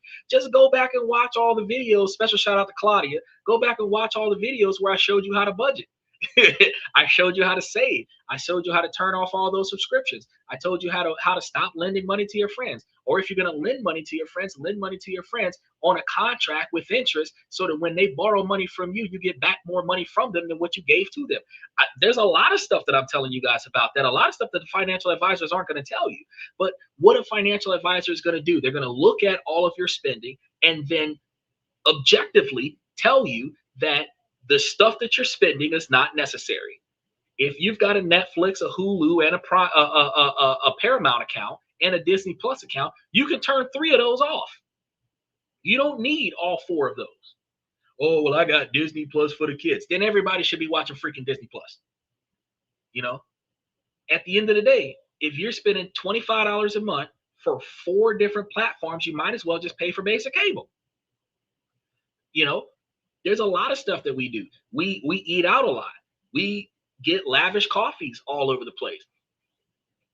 Like Claudia said, budgeting is the answer. We spend so much money eating out. We spend so much money on buying fancy clothes to impress people when we leave the house. Women spend a bunch of money on makeup to impress people when they leave the house. The women that don't have long hair spend money on long hair so that they can impress people when they leave the house. But all of that money, look, Nicole verified it yesterday when we were talking about how that $800 that you could be saving when you're out there in, what country were we talking about yesterday? I don't remember, but we were talking about how in that country you can have an $800 gap of money that can make you $250,000 in about 10 to 20 years. And a lot of women spend that much money on the bundles of hair that they buy to make themselves look good before they even pay the hairstylist to get their hair done. The fact is that what you spend your money on is the problem. Because if you don't need that, if you're not benefiting from that, that is why you're financially hurt. living from paycheck. Taiwan, thank you very much, Mango. He was here yesterday. I'm thinking about the two countries that I got to talk about before I hit South Korea. I don't remember what country I was talking about yesterday. Impress people they don't even like. Oh, girl, tell me about it. They okay. So when they keeping up with the Joneses, it is not just the fact that they out there trying to impress, because they're not trying to impress their boss. They're not trying to get a promotion. They're not trying to get a bonus. They're not putting on this outfit so that they're going to make money off of this deal. What they're going to do is they're going to put on this outfit to make their enemies jealous of their visible success. They're going to put this outfit on, and they're going to buy this hair. They're going to get these chains. They're going to get all of this expensive stuff that they don't need, so that the people around them that they don't like can envy them, because they were taught that success is the best revenge. So if I look like I've got it like that, then I can piss off the people around me that made me feel bad when I couldn't afford to do shit. But I still can't afford to do shit, because with $30,000 worth of chains around my neck, I'm catching the fucking bus instead of not having chains around my neck and driving a car that I own cash up front. This is the mindset of broke people. This is the mindset of broke people. It isn't about what the person next to you thinks about you. It's about whether or not you got it like that 20 years from now when a person next to you is dead and could give two shits about what's happening to you. You know what I mean? For those of us that's got a shit ton of financial issues, like Jolin paying for his truck, gonna have his truck paid off in 2 months. He's gonna have an extra $1,000 a month that he's not putting on a truck note. If he puts that $1,000 a month away, he goes from having very little money invested to having $12,000 a year in an investment account. Instead of just spending more money on something else, he can take it and put it towards investments. This is how you make changes in your life. Instead of upgrading your cost and your expenses, you downgrade your costs and expenses. When you pay off your car, don't go get another one. When you pay off the house, don't go buy another house unless you're trying to rent that one out for more profits. You're not trying to sell your house to get a more expensive house so that you're paying notes on a house. You want to keep what you have, and you want to take the extra money you're no longer spending on the stuff that you used to spend on, and you want to put that somewhere else. If you got kids that's going to school, you want to donate money to the school so it's a tax write-off. That way your kids get better education, better supplies, and you can go and get a tax write-off on that. You want to put your money in places where your money is making money for you. You know what I mean? Or you can pay me and I can teach your kids what they're not being taught in school. How to make, save, and invest money, and how to count, and how to read, write, and do science in 40 different countries around the world. But the fact is that if you're trying to benefit from what you're doing today, you have to put your money in a place where your money is going to be more valuable to you next year, the year after that, and the year after that. Because that car is nice until somebody hits it. That house is nice until somebody burns it down. Your clothes is nice until somebody accidentally throws wine on you and ruins your outfit. Okay? Your shoes are nice until somebody accidentally, deliberately steps on your foot and smudges your shoes. But the value of that stuff is nothing. Clothes that you wear every day, oh yeah, it's very attractive, but it's worth pennies. You spend thousands of dollars on an outfit, but it's worth pennies. You can't bring it to the thrift store and get $100 for your entire closet. You can't bring it to a Goodwill and get $1,000 voucher for all the stuff in your closet. But I know that you spent more than 20 grand on the left side of your closet. I'm not even talking about the right side of your closet. Claudia, you and Nicole, I know y'all got closets that are bigger than mine. Y'all might have stuff in bins and Tupperware off in the corner somewhere. Y'all might have shiffer robes. Y'all got dressers and stuff on top of that. Y'all don't just have a closet. Y'all got stuff. Women have clothes. Women have clothes for seasons. Okay? The women got stuff. They got so many clothes that they only wear it 3 months out the year. Okay? Southeast Asia. No, I'm not in Southeast Asia, but I was talking about Southeast Asia yesterday. And the goal about this was that because over in Southeast Asia, you could have spent $3,000 a month and lived the same middle-class lifestyle that you'd be living in America, and still being able to put almost $700 a month in your savings accounts, and being able to travel and enjoy life and not having to work hard, which is way different than what we got going on here in America, where we living from check to check. She said, I wear the same thing every day. You do not, girl. You do not have the same outfit that you in this photo talking about somebody wear the same clothes every day. Y'all got different clothes. Y'all got different clothes. Y'all got enough clothes to do laundry twice a month. Y'all got still got winter clothes that y'all only bring out for the winter time. Y'all got summer clothes that y'all only bring out for the summertime. Y'all might use y'all spring stuff in the fall time if the weather is still about the same. But look, I know, I know, I know, I know. I done been around enough females in my day to know that y'all have a lot of clothes. And when some of the females come around me and see the wall full of suits that I got, they're like, damn. But my suits get me into business meetings that I otherwise would not have qualified for. So these suits are making me money. But those are suits that I bought 20 years ago. They're not suits that I buy every day. The dollar value of those suits, I've made my money off of those tenfold. You know what I mean? It's a big difference. There's another thing here. Education and self-improvement, because the wealthy know that they are their greatest asset. So they spend heavily on books, courses, mentors, and coaches, where you guys can come and get a lot of mentorship from me and it don't cost you $1. But a $2,000 seminar that gives them one idea that makes them $20,000 is a fantastic return.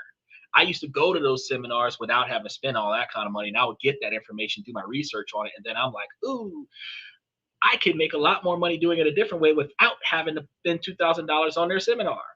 And I did. And now I'm making money for myself. I would say I'm a minimalist. So I don't know how to spell it. No, that's okay. A minimalist is still going to be somebody that does not buy a lot that often. And you try your best to keep it around the things that you need, not so much extra stuff that just looks good at the moment. And I completely understand that. That doesn't change the fact that you may have a larger need than the average man when it comes down to your attire. You know, you with rain clothes versus hot clothes, cold clothes, summer clothes, winter clothes. Y'all got a pretty decent sized wardrobe. You're not sitting there talking about something. I've only got 15 outfits in my entire house. No woman does that. Like literally, I only got like 15 outfits. I can fit my entire wardrobe into one suitcase. No woman does that.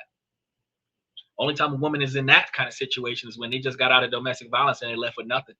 But you've been in the same place for the last 10 years. I know for sure you got at least 2 months worth of clothes in there. I know for sure. Because even if you only buy 1 or 2 outfits at a time, you don't throw nothing away. I know for sure.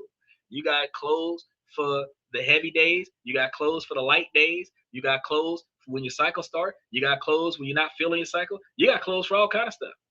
You got nice clothes. You got clothes to go outside and get dirty with. You got clothes to deal with the kids' bullshit with. You got clothes. You got, I know. So here's another thing, health and wellness. Because while they might skip these fads, their willingness to spend on high quality healthcare, personal trainers, and health food, they're going to see health as a critical asset. So what a good millionaire's mindset would be is that if you're not healthy enough to enjoy the money, there's no reason to get wealthy. I live in the studio. Nope. I wear the same clothes every day. I do laundry on Sunday. Stop playing. I don't believe that. I don't believe it. I don't believe it. You just saying that to contradict the story. I don't believe it. I don't believe it. Now, buyback time. We're going to talk about buyback time. As you get wealthier, your time becomes more valuable than your money. So, wealthier individuals might hire a service to handle errands, not as a luxury, but to buy back hours that they can reinvest in their business, their family, or their health. They aren't buying the service, they're buying the time that they're not going to be spending on that activity. You say I'm serious? All right. I'm not going to change my perspective. I strongly believe that you got a lot more than what you think. Probably got it in storage. You don't really want to go get it. But I mean, over the course, you're in your 30s. You got a lot more stuff unless you lost it all in recent times doing some unexpected catastrophic event that you don't want to talk about. You should have a large quantity of stuff that you have collected over a lifetime that you have not part ways with, and you just don't notice it. Even if you're in a studio apartment, you still got a pretty decent quantity of stuff that you have acquired. I'm telling you, if it's in a storage unit, that still counts. Just because it's not in the house, I'm pretty sure, unless catastrophic. Because the one thing that is predictable about women is that they collect stuff, whether it is out of necessity or out of impulse buying. Women collect stuff, and women do not part ways with that stuff. They keep that stuff, even if they can't use that stuff, because they might use that stuff in the future. Women collect stuff. And the only time that a woman parts ways with that stuff is when you're in a desperate need for money, or if you know somebody who can benefit from it and you're not using it right now.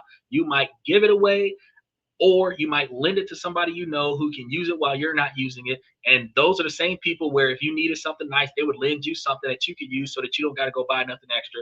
But while that's still an area of utility, the fact is, y'all be having stuff. Y'all got way more stuff than the average bro. Way more stuff. It's true. It's true. You might only wear the same outfits every 2 weeks and do laundry twice a month. The fact is, though, that you still have more stuff than the average person. You cannot tell me that if you get rid of everything in your storage unit or pull out everything in your storage unit, that you don't have more than one suitcase full of clothes. You can't. You told me you're a mother. You can't tell me that you don't have more than one suitcase full of clothes and shoes and other stuff. I can't fathom that. I wish I had known this information when I was about 22 years old. And that's why you're here, because I'm going to give y'all this information now so that the next 22 years we can become millionaires. If worst case scenario, that life gets in our way, and we've got to deal with debt, we've got to deal with other such things, that in the next 10 to 20 years, everybody on this show that comes to the show on a regular basis and applies this knowledge after the show is over should make it to a quarter millionaire between 10 to 20 years from now, where at least that $250,000 that you made, or $500,000 that you made over 20 years is paying for the standard of living that you have now, so that when you quit your job, you will be living good. That's what I'll be hoping. She said, I guess I'm not your usual woman, though. I don't know. I barely have enough for rent, yet alone a storage unit. So you'd have fell on hard times, but that still goes on to my scenario. You weren't born on hard times when you ended up with them kids, and you were just going through hard times for the last 20 years. Yeah. You didn't move out your mama house and fell on hard times and just stayed on hard times for 20 years. Something happened that you don't have to talk about that put you into a bad spot financially. If you was in a bad spot financially for the last 5 or 10 years because you've been struggling with the kids that you got, it doesn't change the fact that hard times cause you to sacrifice the stuff that you would have kept. And that's the reason why you don't have that stuff. But the average person that goes out of their parents' house into their own life and don't have that catastrophic failure throughout their life, that does not have that forced start over, those individuals, you got everything from your childhood that you never got rid of. You got everything over the last 20 years that you didn't get rid of. Whether it fits or not, it's still there. But when you're in a situation where you barely got a pot and a window because that's all you could carry, that's because you went through catastrophic failure recently, over the last 5 or 10 years. You're recovering from that. So since you're recovering from that, you have not bought anything extra. And that is another reason why you should be watching this show, to find a way to adjust and make a little bit more money in a lot of more different places, so that you can have more money coming in, so that that extra money can be invested into making more money for you, so that you can go from living from paycheck to paycheck, barely having enough money for rent, to having more than enough money to cover your standard of living without having to work. And that's when you can decide to go from a one-room studio to a apartment or a condo or a house. Small house. Doesn't have to be a big house. 2-bedroom house, just fine. 2-bedroom house with very little yard, just fine. I've always had a minimalist mentality, even been in a relationship, but that doesn't change. Okay, so having a minimalist mentality doesn't help if you're spending all your money. You have a minimalist mentality because whatever it is that you could potentially want is outside of your budget. Having a minimalist mentality and capitalizing on that minimalist mentality is being able to clearly state that while I do live in a studio apartment, my standard of living is only 25% of my income. That is a true minimalist mentality. My income is so small that I can barely afford the place that I have. You're not living a minimalist mentality. You are living a financially challenged existence that is beneficial from the minimalist mentality. I'm just being honest now, because um, if I'm making 100,000 a year and I'm living your lifestyle, that's a minimalist mentality. If I'm making 20,000 a year and I'm living your lifestyle, that is a financially challenged lifestyle. It's not really a minimalist lifestyle. You just don't have enough to do more. But if you had enough, you might make more financially expensive decisions. Not now because you're watching a show, but before you started watching the show, you might have made more financially expensive decisions when you have more money to access. And one of the reasons is because the average person who has been on a financially stringent lifestyle ends up with the financial freedom to get more. They may indulge to offset the previous existence of not having. Going from not having enough to having the capabilities of getting too much, a lot of people expand their financial growth. So once you get more money in, you go from barely being able to pay the bills to having enough money to pay for two places at the same time. You might start buying extra stuff that you don't need because you have more money to spend. Your ability to impulse buy is encouraged by the fact that you have more capital accessible. But a true minimalist mindset would be that even though you make 3 times more money than your cost of living, you're not spending that much. And you're not going to upgrade. Instead, you're going to take the other 2/3 of your income and invest it so that in 5 or 10 years, 15, 20 years, you can quit your job, your kids going to college, and you don't have to work anymore. That's a minimalist mindset. But I understand where you're coming from. I used to be in that situation where I lived from check to check too. But $75,000 a year and still trying to put in double overtime and make more money because I'm spending more money than I make. I learned from my own personal experiences as well as all the research that I've been doing for the show over the past 3 years that I could have bought a house that costs a third of that price. I could have had a lifestyle that costs a third of that price and put the extra 50 grand a year somewhere else where I had plenty of money to do the things that needed to be done. So that even today, I would have a hell of a lot more than what I have right now to invest more in myself and invest more in my time and invest more in a lifestyle that when I get older, I will be able to enjoy life and enjoy time instead of wondering where my next dollar is coming from. So make sure that if you didn't watch Tuesday's show, you go back and take a look at Tuesday's show and look at other ways that you can make money off of the computer in addition to whatever you do for a living right now, because that'll help you bring in extra money. And those ideas don't even really cost you a lot of money to get started. You can just get out there and start piloting things and start getting stuff done. And as you get stuff done and start turning over profits, you can find yourself making a lot more money than you used to make. Oh shit. She said their dad's a millionaire and he kept telling me it's okay, you can buy. And I kept my my minimalist mentality the same. And I think my mentality will be the same forever. Well, he ain't there no more. So even though he was a millionaire, everything that he got that you didn't have to get for yourself, you still had more. Then when he left, that's why you're on hard times now, because your lifestyle changed from the millionaire status that he had to the status that you have now. And while you were able to do without, you have developed okay, so there is a difference from the minimalist mindset and the mindset of doing without. Doing without is you will allow yourself to not get the things that you need because you don't have enough money to do it, or because you don't really want to spend somebody else's money on that. You don't want to owe other people. you don't find purpose in that because you're so used to just getting food and sleep and clean clothes. Doesn't necessarily have to be new clothes, it just have to be clean clothes. And you just stick with not having. You might feel guilt with buying yourself something new because you're so used to not having anything. But that is the ability to do without. That's not necessarily a minimalist mindset. A minimalist mindset is that you personally don't get what you don't need, but you get everything that you need. And then whatever you don't have to put your money on, you invest that somewhere else. I mean, just because you had a do without mindset, even when you was with someone that was rich, that wasn't necessarily your money. You probably felt like you should not dive too much into this. And it doesn't.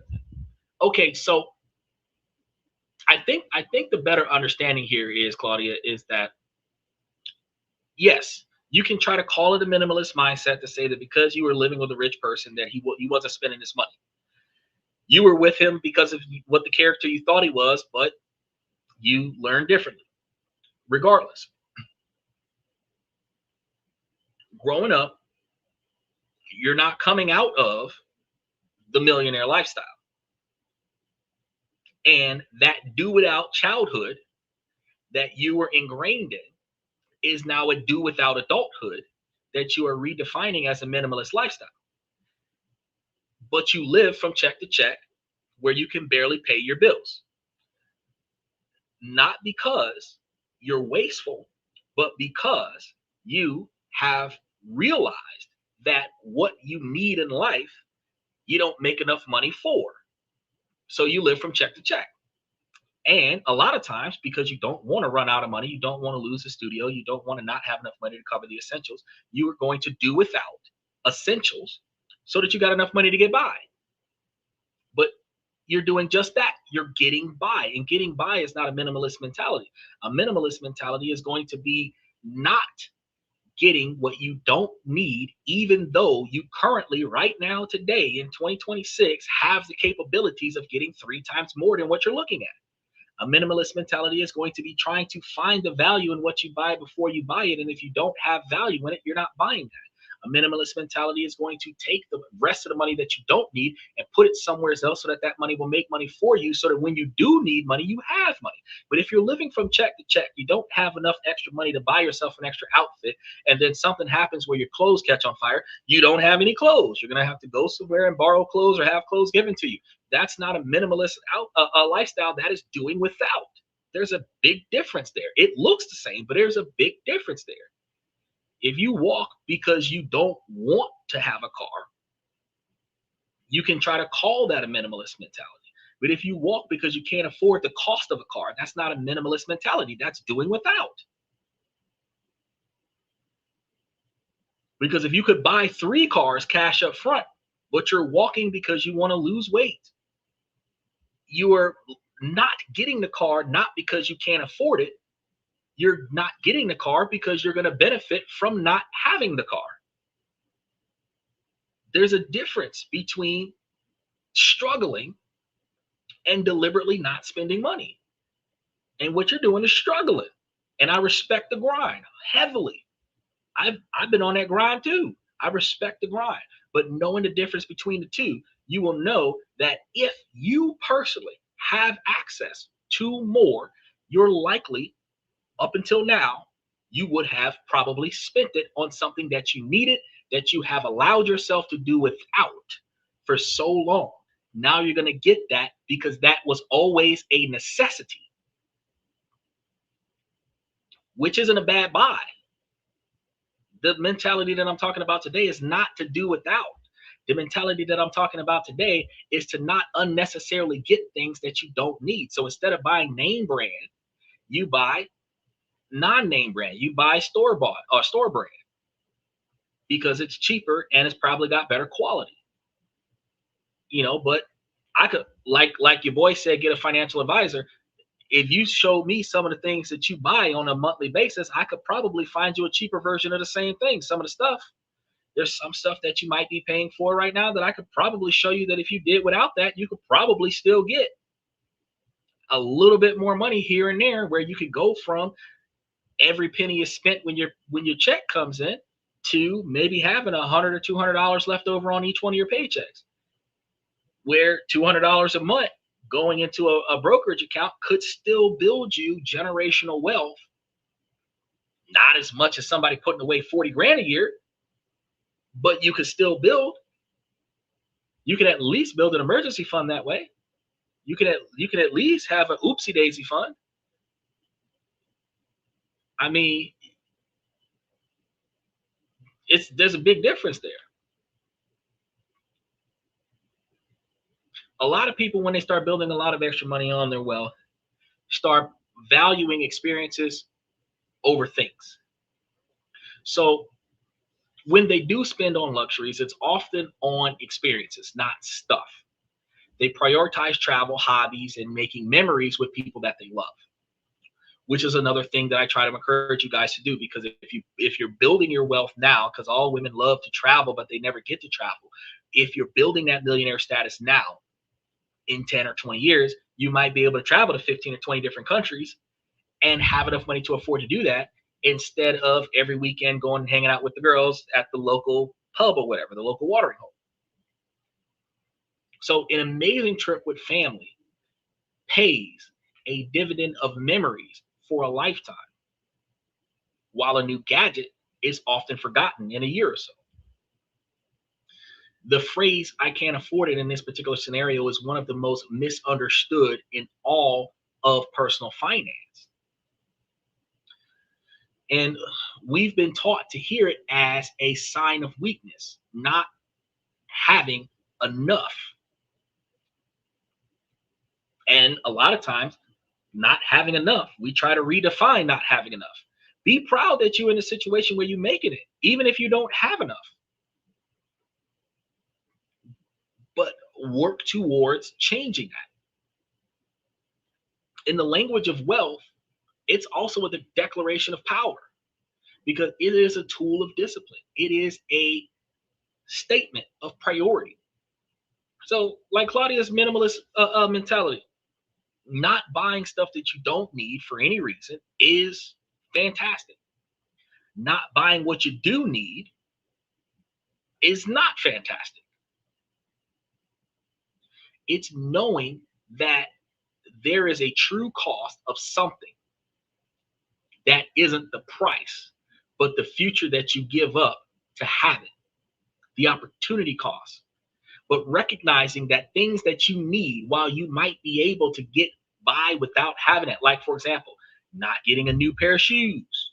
You need a new pair of shoes. Go buy you a new pair of shoes. You don't have to go buy you a brand new pair of Jordans, but you could go buy you another pair of New Balances with some inner soles so that your feet don't hurt. Claudia, that's not a lot of money. It's $35 for some shoes, $15 more for some soles. You spent $50 for a pair of shoes you're going to wear for the next 2 years, and you're going to thank me for them as soon as you go buy those shoes, as opposed to some red bottom heels with the Velcro strip on the bottom of it, got your toes crunched up with one another. Yeah, you look cute. Your calves look swole up in the things, all sexy and everything like that, but your feet hurt when you get out them damn shoes. Why spend $1,500 on some shoes that make your feet hurt, when you can spend $50 on some shoes that not only support your spine and your posture, makes your feet feel better, gives you the ability to stand on your feet and work for a longer period of time so that you can make more money, make money for you. The difference between the two, the shoes pay for themselves. If you're not exhausted with your feet hurting when you get off from work, the shoes then pay for themselves. Necessity, utility. That's what we're talking about. It is the wisdom to see that financial freedom is built not by what you buy, but by what you don't buy, so that you can invest what you didn't spend money on to what really matters. It's choosing the silent compounding power of an asset over a loud temporary thrill of a liability. So the next time that you're about to make a purchase, or in Claudia's sake, the next time you're about to avoid a purchase, I challenge you to ask that millionaire question. Don't just ask, can I buy this or can I afford this? Ask yourself, what is the true opportunity cost here? Is this an absolute best job for this money, or does my future self have a better plan for it? If you adopt this mindset, this is the first and most important step to building real wealth. It is not about depriving yourself, about empowering yourself. You understand? Opportunity cost. Yes. So opportunity cost, Dylan, we were talking about this 2 hours ago, 3 hours ago. Opportunity cost is the difference between buying this item at its current expense or not buying it, or buying something cheaper than that that does what you need it to do. For example, the example that we utilize, a better example utilized, is like the difference between buying a $350 pair of Jordans because they're Jordans versus buying a $35 pair of New Balances. The difference between those shoes is they both work for your feet, but the $350 pair of Jordans is a name brand shoe where you could save $300 on just buying you a pair of New Balances, and take that $300 that you would have wasted on the Jordans, and invest that into brokerage accounts that's giving you 15 to 18% interest, so that you're not wasting your money on a shoe that's going to depreciate value.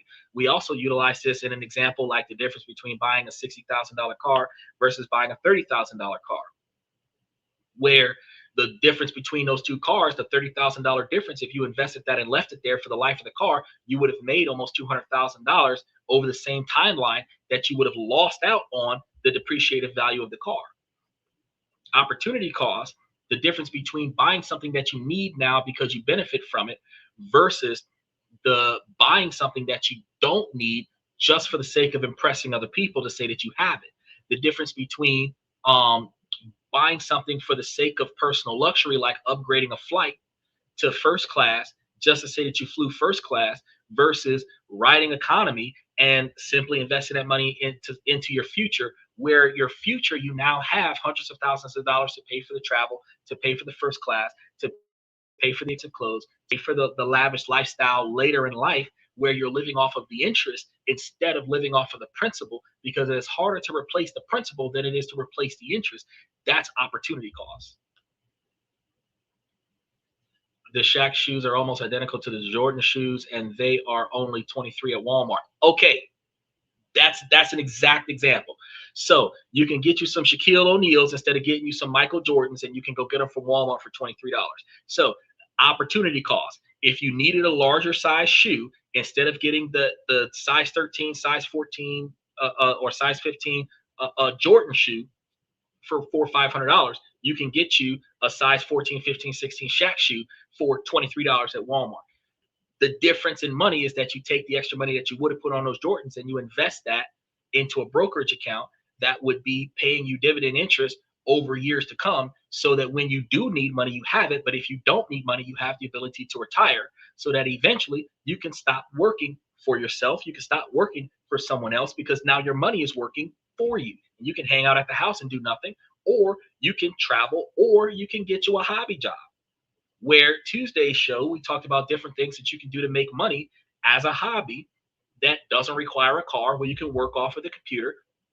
And if you stack that on top of whatever income that's coming in, you'll be able to build that up to have extra money coming in and not actually be stressing yourself out with work.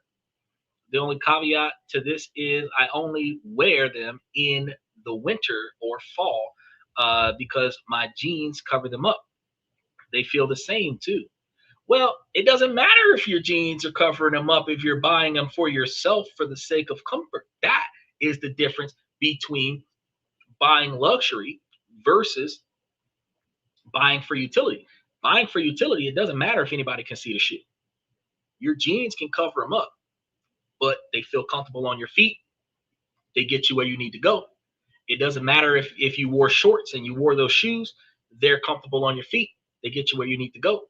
You buy the shoes for convenience, not for, well, you don't buy them for convenience, you buy them for utility. If you're buying them for the name brand, if you're buying them for the style, then at the end of the day, you're not really buying them for utility. But if you bought them because they fit and you needed new shoes, you're buying them for utility. You know what I mean? You say you only wear the shoes in the fall, in the winter and the fall. I bought a pair of shoes that I only wear to walk the dog, but it is 30 degrees outside. Those shoes are keeping my feet warm. the shoes that I wear when I leave the house, when I'm going to TSA, when I'm going to court, they're not the same shoes. Why are they not the same shoes? Because the shoes that I wear to walk the dog are not going to make it past TSA. They got metal zippers on them. Well, I still try to be stylish sometimes, but see, and that was one of the things that we were talking about earlier in the show is that the millionaire mindset is not about being stylish. It doesn't matter what society thinks about the name brand item that you bought. What matters is the utility for the item that you bought, because the money that you're going to save by not buying stylish is the money that you can invest in your future, where you can then in time be able to afford stylish if you're going to buy stylish, or at least be able to buy back your time where you can have the convenience of living life instead of always having to grind for work. Yes, stylish looks good for people who are looking at you, but who gives a fuck about what other people that you don't know think about you? Self-esteem is about how you feel about yourself. So if you like the shoes, they could be some Pro Wings from Payless. If you like, if the shoes are comfortable, that's on you. But our conditioning from our society is that we have to wear shoes that when people walk past us, they got to compliment the shoes that we wear. But if all you do is drive for a living, you walk out of your house and you walk into your car and nobody sees your feet from the back seat. So who cares what kind of shoes that you wear? Is that would get totally different if it is actually for going to work out or something, right? Exactly. That's what I'm saying. If you were getting the shoes differently to go work out, it would be something else. It would be something else. Who gives a shit about what people think about? If you were going to the gym, you could be good, bro.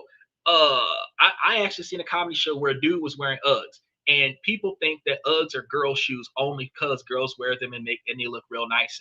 But this dude knew the history. Uggs were made for dudes, and girls used to wear dude stuff. They always do, and now they made the shoes look so good. Then when Uggs started going peak for chicks, people stopped remembering that used to be a guy shoe. So dude looked at the name brand shoe Uggs because they automatically think it's a girl's shoe. But the the shit, it's a shoe. Who fucked them?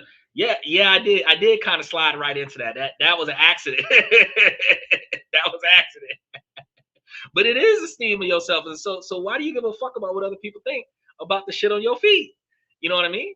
Because society has made it very hard to get away from stylish clothes. No, society has not.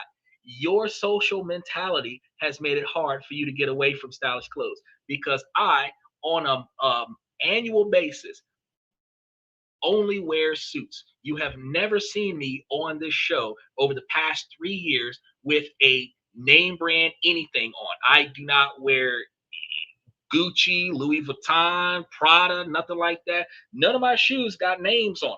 Actually, what does that say? Koonsky, Koonexy. What kind of shoe is that? It's fucking comfortable. Nobody knows what kind of shoe that is. It got shipped in from China. It's fucking comfortable, and it only cost me $30. And I think I got a discount on it because I bought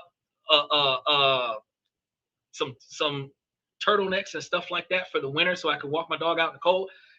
I actually bought an entire outfit for less than $100. I bought the shoes. I bought 2 pairs of pants. I bought some turtlenecks, few shirts. I think I bought some shit for my car, all for under $100 because I needed it for the wintertime.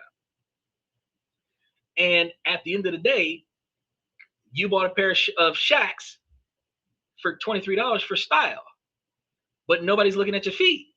Nobody's looking at my feet. He's at Cat Williams where they were making hats. Quick question.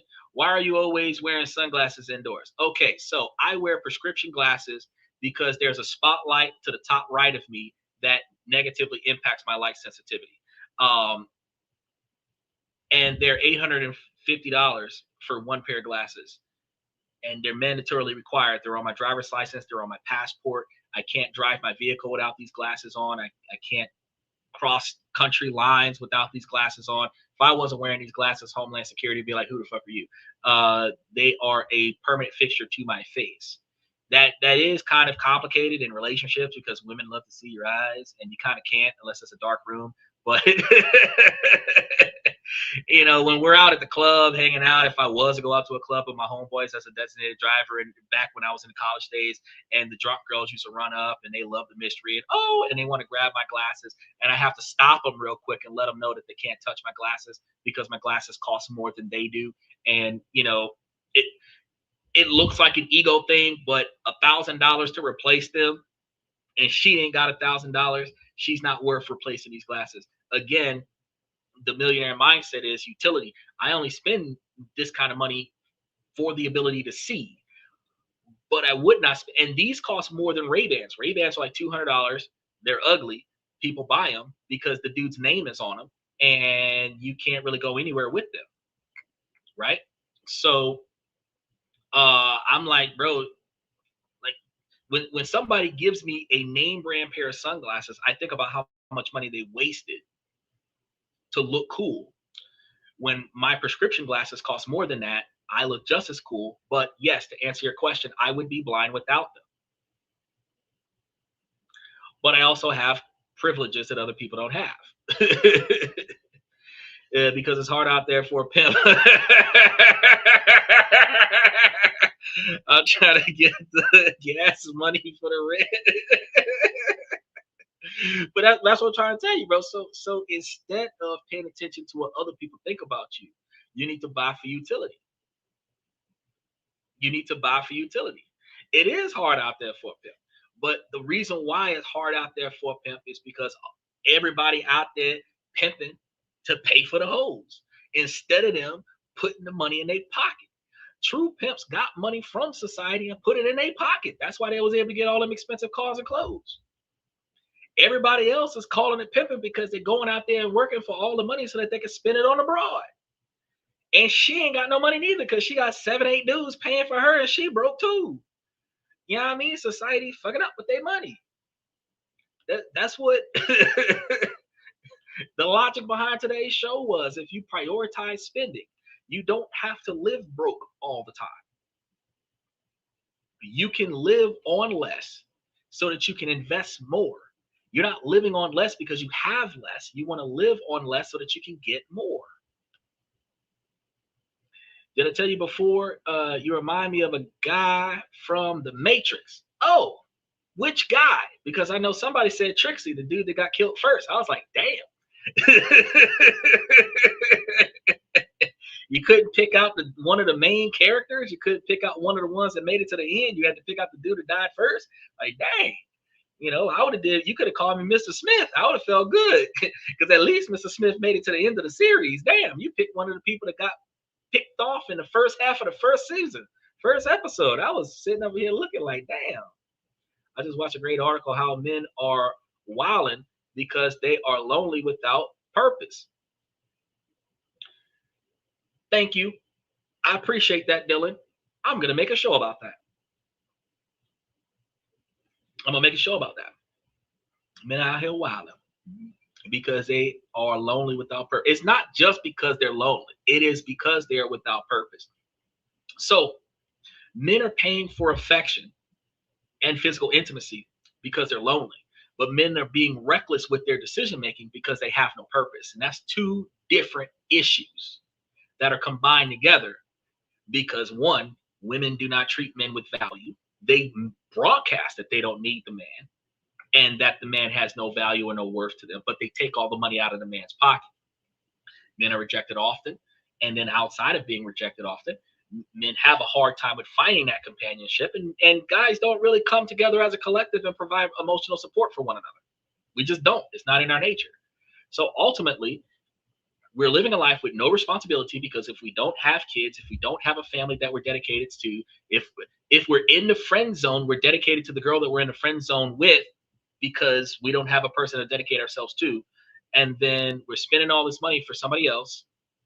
We're always spending money for somebody else, whether we're paying for our friends' fuck-ups, or we're paying for a chick in a friend zone, or we're paying for the friends with benefits, or we're picking up girls from Backpage, or we're spending a bunch of money on OnlyFans, or some of us spend a bunch of money on video games and find meaning in an arcade lifestyle because we don't have purpose. And ironically, If we took all of that money that we were wasting on bullshit and found purpose in ourselves, we could be millionaires in 10 years. And we would actually have a purpose, not being broke anymore, not struggling anymore, not having an emergency fund. It's crazy, but I'm gonna cover that. That's a good show. Is that yeah, it was kind of one-sided talk about a major bust at massage parlors. But the journalist talks about how men have no purpose, so they resort to fast companionship. No, okay, I love that. So the thing is that it's not that men have no purpose, so they seek fast companionship. Men have no solid relationships with women that actually value men. They get into bad relationships because men are settling for less. Their self-esteem is low. They're settling for less. They're getting this chick that likes the money that he's spending. She doesn't value him. She values what he has. And then when he stops giving it to her, she leaves him. They get tired of being left. And then they find it cheaper to just pay for the physical and emotional attention from a stranger instead of getting into a relationship where they're renting the girl's time with no guarantee for the intimacy. Because that's honestly, when you look at it financially, that is honestly what you're doing. You're renting the girl's time with no guarantee for intimacy. Whereas with an escort, a call girl, a prostitute, an OnlyFans girl, you will honestly be getting exactly what you agree to pay for the quantity of time that you agreed to pay for it, which is the instability that's not in a relationship. That's another reason why women don't like men, because women are not capable of understanding that the physical that a man doesn't get in his relationship will drive him to cheat and pay for the cheating. And the women say that it's all the man's fault. But I mean, whatever he was missing out of his relationship is why he got it outside of his relationship.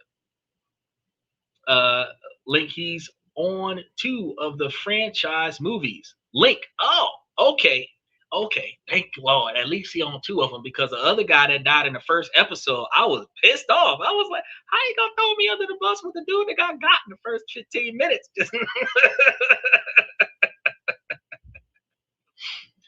Yeah, I'm lonely by choice right now, so I understand that, but that's because I have purpose and invest all my time on bettering myself in this part of my life. I'm going to tell you something, Steve. Most men are not single by choice. Okay. Most men that are currently single right now are deliberately single because we're tired of the bullshit. We understand that the women are overpriced with their own personal expectations in the dating field.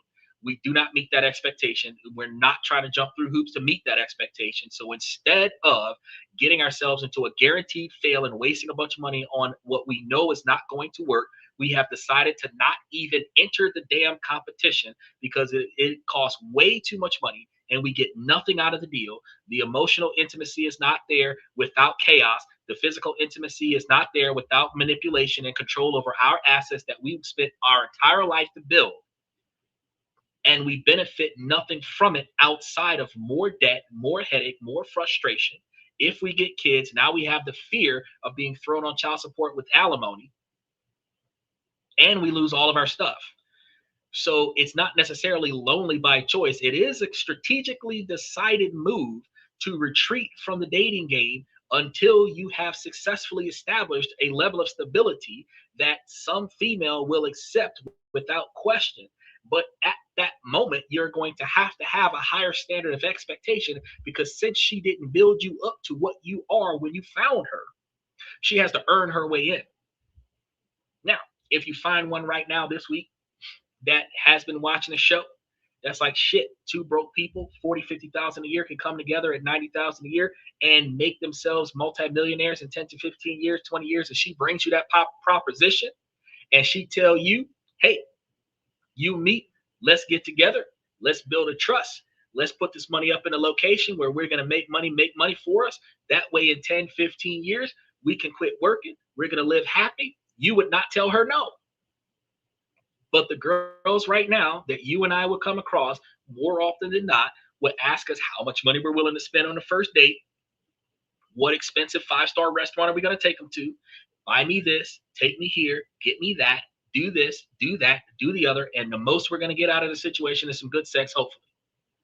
They're going to complain about doing the household chores. They're going to complain about doing stuff to help us out when we're at work. They're going to complain about if children are involved. They're going to complain about always having this. They're going to complain about that. They're going to complain about the other. And at any point in time, they find a dude with more money that's willing to spend on them. They're out. And since we recognize that, we're not even getting started. I respect your position, Steve, but I know that that's where you really at. Just I'll talk to you another time, my friend. Yes, ma'am, Claudia. I'm gonna see you too. Look, I golly, 3 hours and 14 minutes. I appreciate you coming through when you came through, girl. We almost done though. We got like 2 pages left, but y'all talked to me about some stuff that took me down a whole different rabbit hole. So I'm sorry. Here on This and That, when we talk about this, that, and everything in between, we talk about everything in between. We got some side topics here. I entertain some side topics as long as they're appropriate. But as I was saying, y'all, when we start paying attention to changing our mentality from the broke mindset to the millionaire mindset, we find ourselves in a level of empowerment. And this is going to be about learning to say that I can't afford it, not because you're too poor to afford it, but because you're planning to be rich utilizing your money for something else. So on our way out the door, if you guys have changed your thoughts about the word afford, let me know in the comments.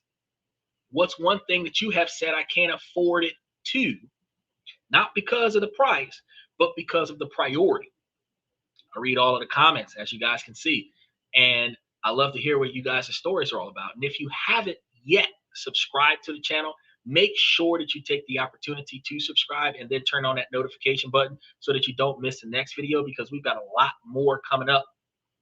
And Dylan's giving us more ideas that we're going to be diving into coming soon.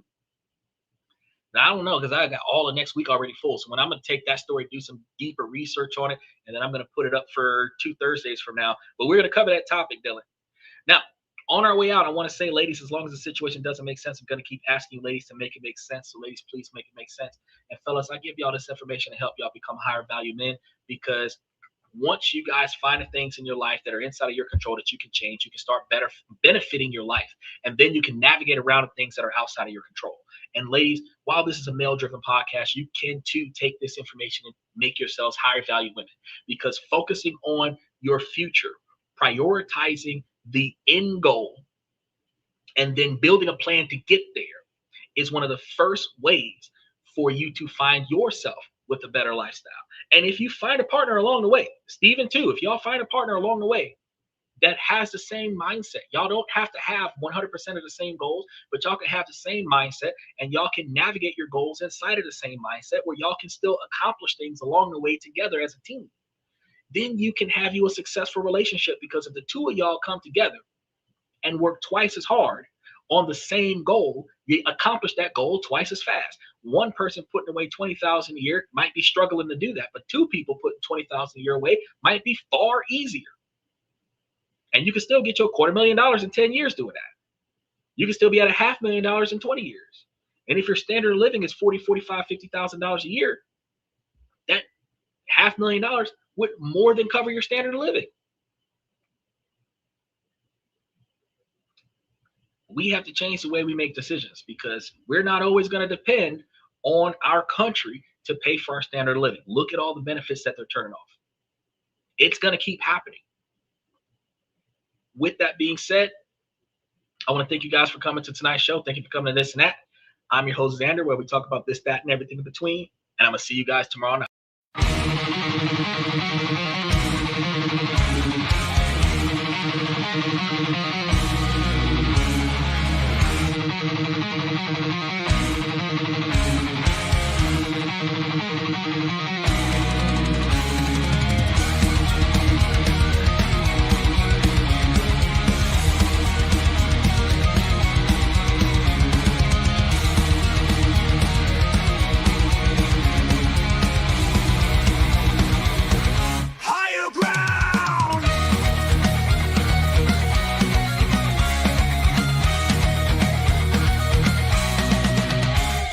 Chase validation, now I validate my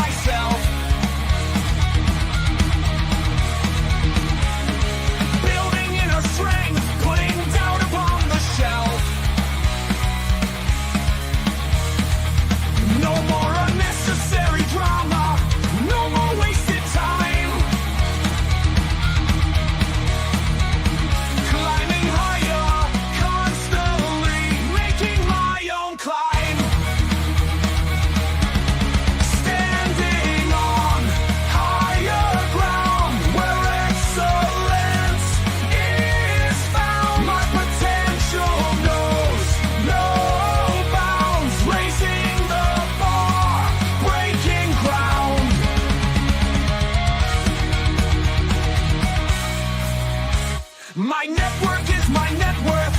Choose your company wise. Surround yourself with eagles, not with sheep in disguise. Every interaction is a reflection of my brand. Quality over quantity, that's my personal command. I'm not landing on higher ground where excellence is found. My potential knows no bounds, raising the bar, breaking ground.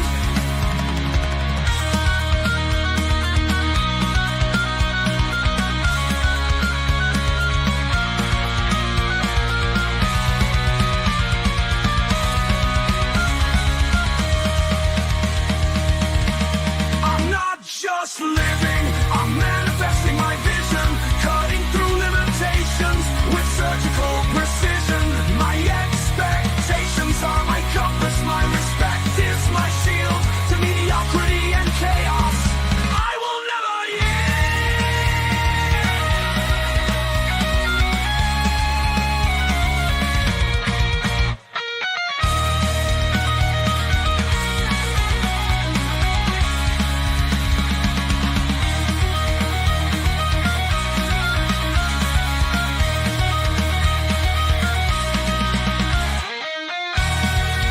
I'm not just living, I'm manifesting my vision, cutting through limitations with surgical precision. My expectations are my compass, my respect is my shield to mediocrity and chaos.